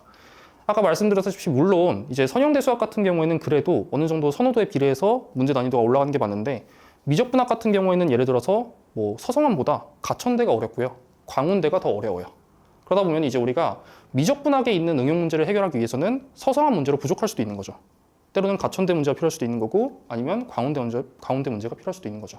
그래서 우리가 그런 것들 때문에 항상 이 여러분들의 학교 선호도에 비례해서 난이도가 올라간다고 볼 수 없는 거라서, 이제 우리가 모든 학교의 기출 문제를 다 충실하게 공부를 하는 쪽으로 가시는 게 훨씬 더 좋다. 이렇게 먼저 또 말씀드리겠고, 그다음에 지연 문제라고 하는 거는 변별력 문제로 속아야긴 하는데 사실은 너무 지엽적이라서 오히려 변별력이 없기도 합니다. 그래서 약간 지연 문제는 여러분들이 이제 일반적으로 학교 특수성이 반영된 문제인데 예를 들어서 이런 거예요. 뭐 광운대 기출문제 아까부터 말씀드렸는데 여기 보면은 원래 얘가 17년도, 18년도 기출문제고요. 얘가 24년도 기출문제거든요. 근데 보면은 앞에서 상적분하고 하적분에 대한 얘기를 막 하고 있어요. 아래에도 상적분이 있고 얘도 막 상적분하고 하적분이 있죠. 근데 사실 여러분들이 아마 고등학교 공부하면서도 상적분이 뭐고 하적분이 뭔지를 들어본 적이 없을 거예요. 사실 저도 근데 그 대학 미적분학 책에서도 이 두 개를 본 적이 없어요. 얘가 어디서 나오는 거냐면 그 대학교 2학년 수학에서 이제 해석학에서 나오는 내용이에요. 근데 사실 이런 것들을 이제 광운대에서 묻고 있는 거죠. 근데 사실 이거에 대한 해법이 없냐라고 한다면 해법은 있어요. 그래서 그 해법들을 특수하게 알고 있어야 풀 수 있는 나름의 지엽적인 문제라고 볼 수가 있는 거죠. 근데 이런 지엽적인 문제는 지금 보시면 알겠지만 이 광운대 문제가 가장 최근 문제인데 이전에 출처를 찾아봐도 다 어디서 나왔어요? 광운대에서 나왔다는 걸 알 수 있죠. 그래서 학교의 특수성이 반영되기 때문에 기본적으로 어느 정도 여러분들이 가고 싶은 학교가 있다고 한다면 그 가고 싶은 학교에서 전반적으로 기출문제를 봤을 때 혹시 특수한 문제가 있는지 없는지 한번 좀 살펴본 다음에 이제 특수한 문제가 있다고 한다면 그거에 대한 뭐 풀이법을 좀 학습하는 거는 필요할 수도 있겠죠. 그래서 그렇게 우리가 지연 문제를 대비할 수 있는 거고 마지막으로 이제 여러분들 아까 이제 봤던 사분면인데요. 뭐 이걸 제가 나름 수학에 맞게끔 좀 구분을 해봤어요. 그래서 아까 봤듯이 이제 베이스가 있고 휴학을 해서 뭐 내가 가진 것도 많고 만약에 시간도 많다라고 한다면 아까 말씀드렸다시피 우리 편입수학에서 제일 중요한 건 기출문제거든요. 기출문제를 무조건 많이 봐야 되고 기출문제를 무조건 잘 봐야 돼요. 그것만 잘해도 충분히 합격할 수 있기 때문에 최대한 많은 기출문제, 베이스 있는 학생들은 문제 푸는 속도도 빠를 거 아니에요. 그래서 웬만하면 7개년 기출문제까지 다 보시는 게 좋고 만약에 내가 뭐 가진 건 없지만 시간은 많다라고 한다면 그래도 5개년까지는 다 보시는 게 무조건 좋고요. 그다음에 학기 병행하지만 내가 베이스가 있어서 빠르게 문제를 풀 수 있다. 그런 분들도 똑같이 5개년 위주로 보시면 돼요. 그러니까 7개년은 정말 모든 게 잘 맞아 떨어졌을 때 7개년까지 본다고 생각하시면 되고 기본적으로 여러분들이 합격을 위해서 5개년 정도를 본다고 생각하시면 되고 저희 이제 커리큘럼도 5개년 정도로 구성이 될 거예요. 그리고 이제 3개년 기출문제 같은 경우에는 내가 베이스도 없고 학기도 병행해서 그러니까 문제도 느리게 풀고 그다음에 시간도 없다라고 한다면 이런 학생들 같은 경우에는 되게 어려운데 그래도 굳이 해법을 준다고 하면 기출문제를 무조건 많이 문어발식으로 푸는 게 중요한 게 아니고 일단 하나를 보더라도 제대로 보는 게 또 중요하거든요. 그래서 어떻게 하는 게 좋냐면 너무 많이 불안함에 이끌려가지고 5개년, 뭐 7개년 보는 게 아니고 3개년만 딱 집어서 걔네를 완벽하게 반복을 하는 거예요. 그래서 그런 식으로 우리가 반복 학습만 해도 사실 3개년만 해도 적은 게 아닌 게 제가 아까 말씀드렸다시피 한 학교당 이제 모든 학교가 이제 편입수학 기출문제를 내는데 그 학교가 거의 한 25에서 30개 있거든요. 그럼 곱하기 3만 해도 거의 한 75에서 100회분의 문제가 나와요. 그래서 그것도 되게 많기 때문에 이 정도만 충분히 열심히 해서 뭐 회독을 통해 가지고 완벽히 만든다는 생각으로 공부하는 게 훨씬 더 좋다. 이렇게 말씀을 드릴 수 있을 것 같고 어쨌든 가장 좋은 건 5개년. 좀 더 많이 보면 7개년까지 우리가 보면 좋을 거다. 그래서 혹시나 여러분들 강의를 제가 이제 하다가 제가 이제 정규 시간에 제공하는 건 이 정도거든요. 근데 만약에 여러분들 중에서 내가 베이스도 있고 휴학도 해서 시간도 많고 5개년 다 했다. 2개년 더 달라 라고 하면 제가 드릴 수 있습니다. 그래서 그건 여러분들 상황에 맞게끔 잘 하시면 되는 것 같고 그래서 아까 말씀드렸다시피 제 강의 자체는 기본적으로 기출문제를 분석하는 강의예요. 기출문제를 잘 분석을 해서 우리가 그 기출문제 하나로 패턴 잡고 그 다음에 그 안에서 심화 문제까지 해결할 수 있게끔 이제 하는 강의고 그래서 기본적으로 먼저 기출문제의 패턴을 파악하기 위한 개념을 먼저 알고 있어야 되니까 그 개념에 대한 설명 먼저 할 거고 그 다음에 그 개념을 기반으로 해서 어떤 유형이 나오는지를 볼 거고 그 유형 가지고 문제를 똑같은 유형 엄청나게 반복을 많이 할 거예요. 그래서 그런 식으로 여러분들이 유형 잡을 수 있게끔 제가 도와드릴 거다 이렇게 이야기하시면 될 것 같고요. 그래서 제 커리큘럼 표인데요. 저는 사실 커리큘럼이 그렇게 복잡하진 않습니다. 결국에는 저의 지향점은 그냥 기출문제를 완벽하게 여러분들이 숙달할 수 있도록 하는 거예요. 그렇게 하면 무조건 합격하니까. 그래서 이제 어떻게 할 거냐면 이제 2월부터 9월까지 사실 수학이라고 하는 게 이 양이 되게 많아요. 이 이론 자체가 엄청 많기 때문에 한 6, 7개월에 걸쳐서 우리가 이론 학습을 해야 되고요. 근데 이론만 하면 이제 우리가 문제풀이 양이 적어져서 안 되거든요. 그래서 우리가 뭐 할 거냐면 이론하면서 어느 정도 패턴을 같이 제가 예제 몇 개로 훈련을 시켜 드릴 거고 그 패턴을 엄청나게 많이 연습할 수 있도록 여러분들이 트랙 2에서 숙제 개념으로 녹화강의 나갈 거예요.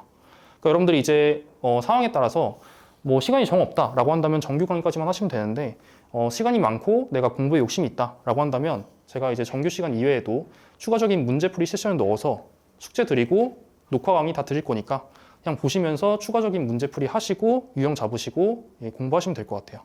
그래서 사실상 여기까지만 해도 크게 합격하는 데 문제가 없을 만큼 제가 다 구성을 할 거고, 그래서 트랙 2에서 부족한 문제풀이 하면서 이제 유형화 연습이랑 심화 훈련까지 다 진행할 거기 때문에 여기까지만 해도 문제가 안 될 거다라고 하는 거고, 저 마지막 3개의 월은요, 사실은 이제 우리가 기출 문제를 연도별로 푸는 거를 좀 많이 하셔야 돼요.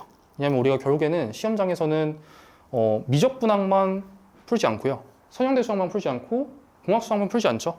모든 내용이 다 섞여가지고 하나의 시험이 나오는 거기 때문에 우리가 이때부터는 연도별로 문제를 풀 거예요. 왜냐면 이때는 다 진도가 나갔을 거니까 연도별로 문제를 풀 수가 있겠죠. 그래서 이때부터는 연도별로 문제를 풀게 될 거고, 그래서 연도별로 풀게 되면은 효과가 이제 좋은 게 뭐냐면 그 안에 뭐 미적분학, 선형대 수학, 다변수, 공학 수학 다 들어있기 때문에 여러분들이 회차마다 다 복습을 할 수가 있어요. 그리고 5개년이라고 한다면 제가 갖고 있는 게 거의 한 1개년마다 한 25개에서 30개의 학교가 있기 때문에 5개년 한다고 하면 여러분들이 거의 모의고사를 마치 이제 한 130회분 정도 풀고 들어간다고 생각하시면 돼요. 그래서 그렇게 해서 여러분들이 항상 시간 재고 트레이닝 할 수 있도록 할 거고, 이거 가지고 이제 연습한 다음에 우리가 시험 보러 가면 충분히 기출 문제를 다 본 상태에서 이제 진행이 될 거다. 그리고 하나 더 말씀드리고 싶은 게, 아까 말씀드렸다시피 이게 거의 한 125회분이잖아요. 그러다 보니까 저희 그 일주일에 9시간 강의하는 것만으로 또 부족할 수도 있어요. 그래서 부족할 때는 제가 이제 중요한 것들 위주로 정규 시간에 다루고, 추가적으로 남는 것들은 녹화 강의로 또 제공을 할 테니까 그렇게 해서 여러분들이 진행을 할 수 있도록 하면 될 것 같습니다. 네, 그래서 수학 관련해서는 이 정도에서 마무리하도록 하겠고요. 네, 지금까지 들어주셔서 감사합니다. 저희 2027 인서울 편입 설명회는 여기서 종료하도록 하겠습니다. 고생하셨습니다. 감사합니다.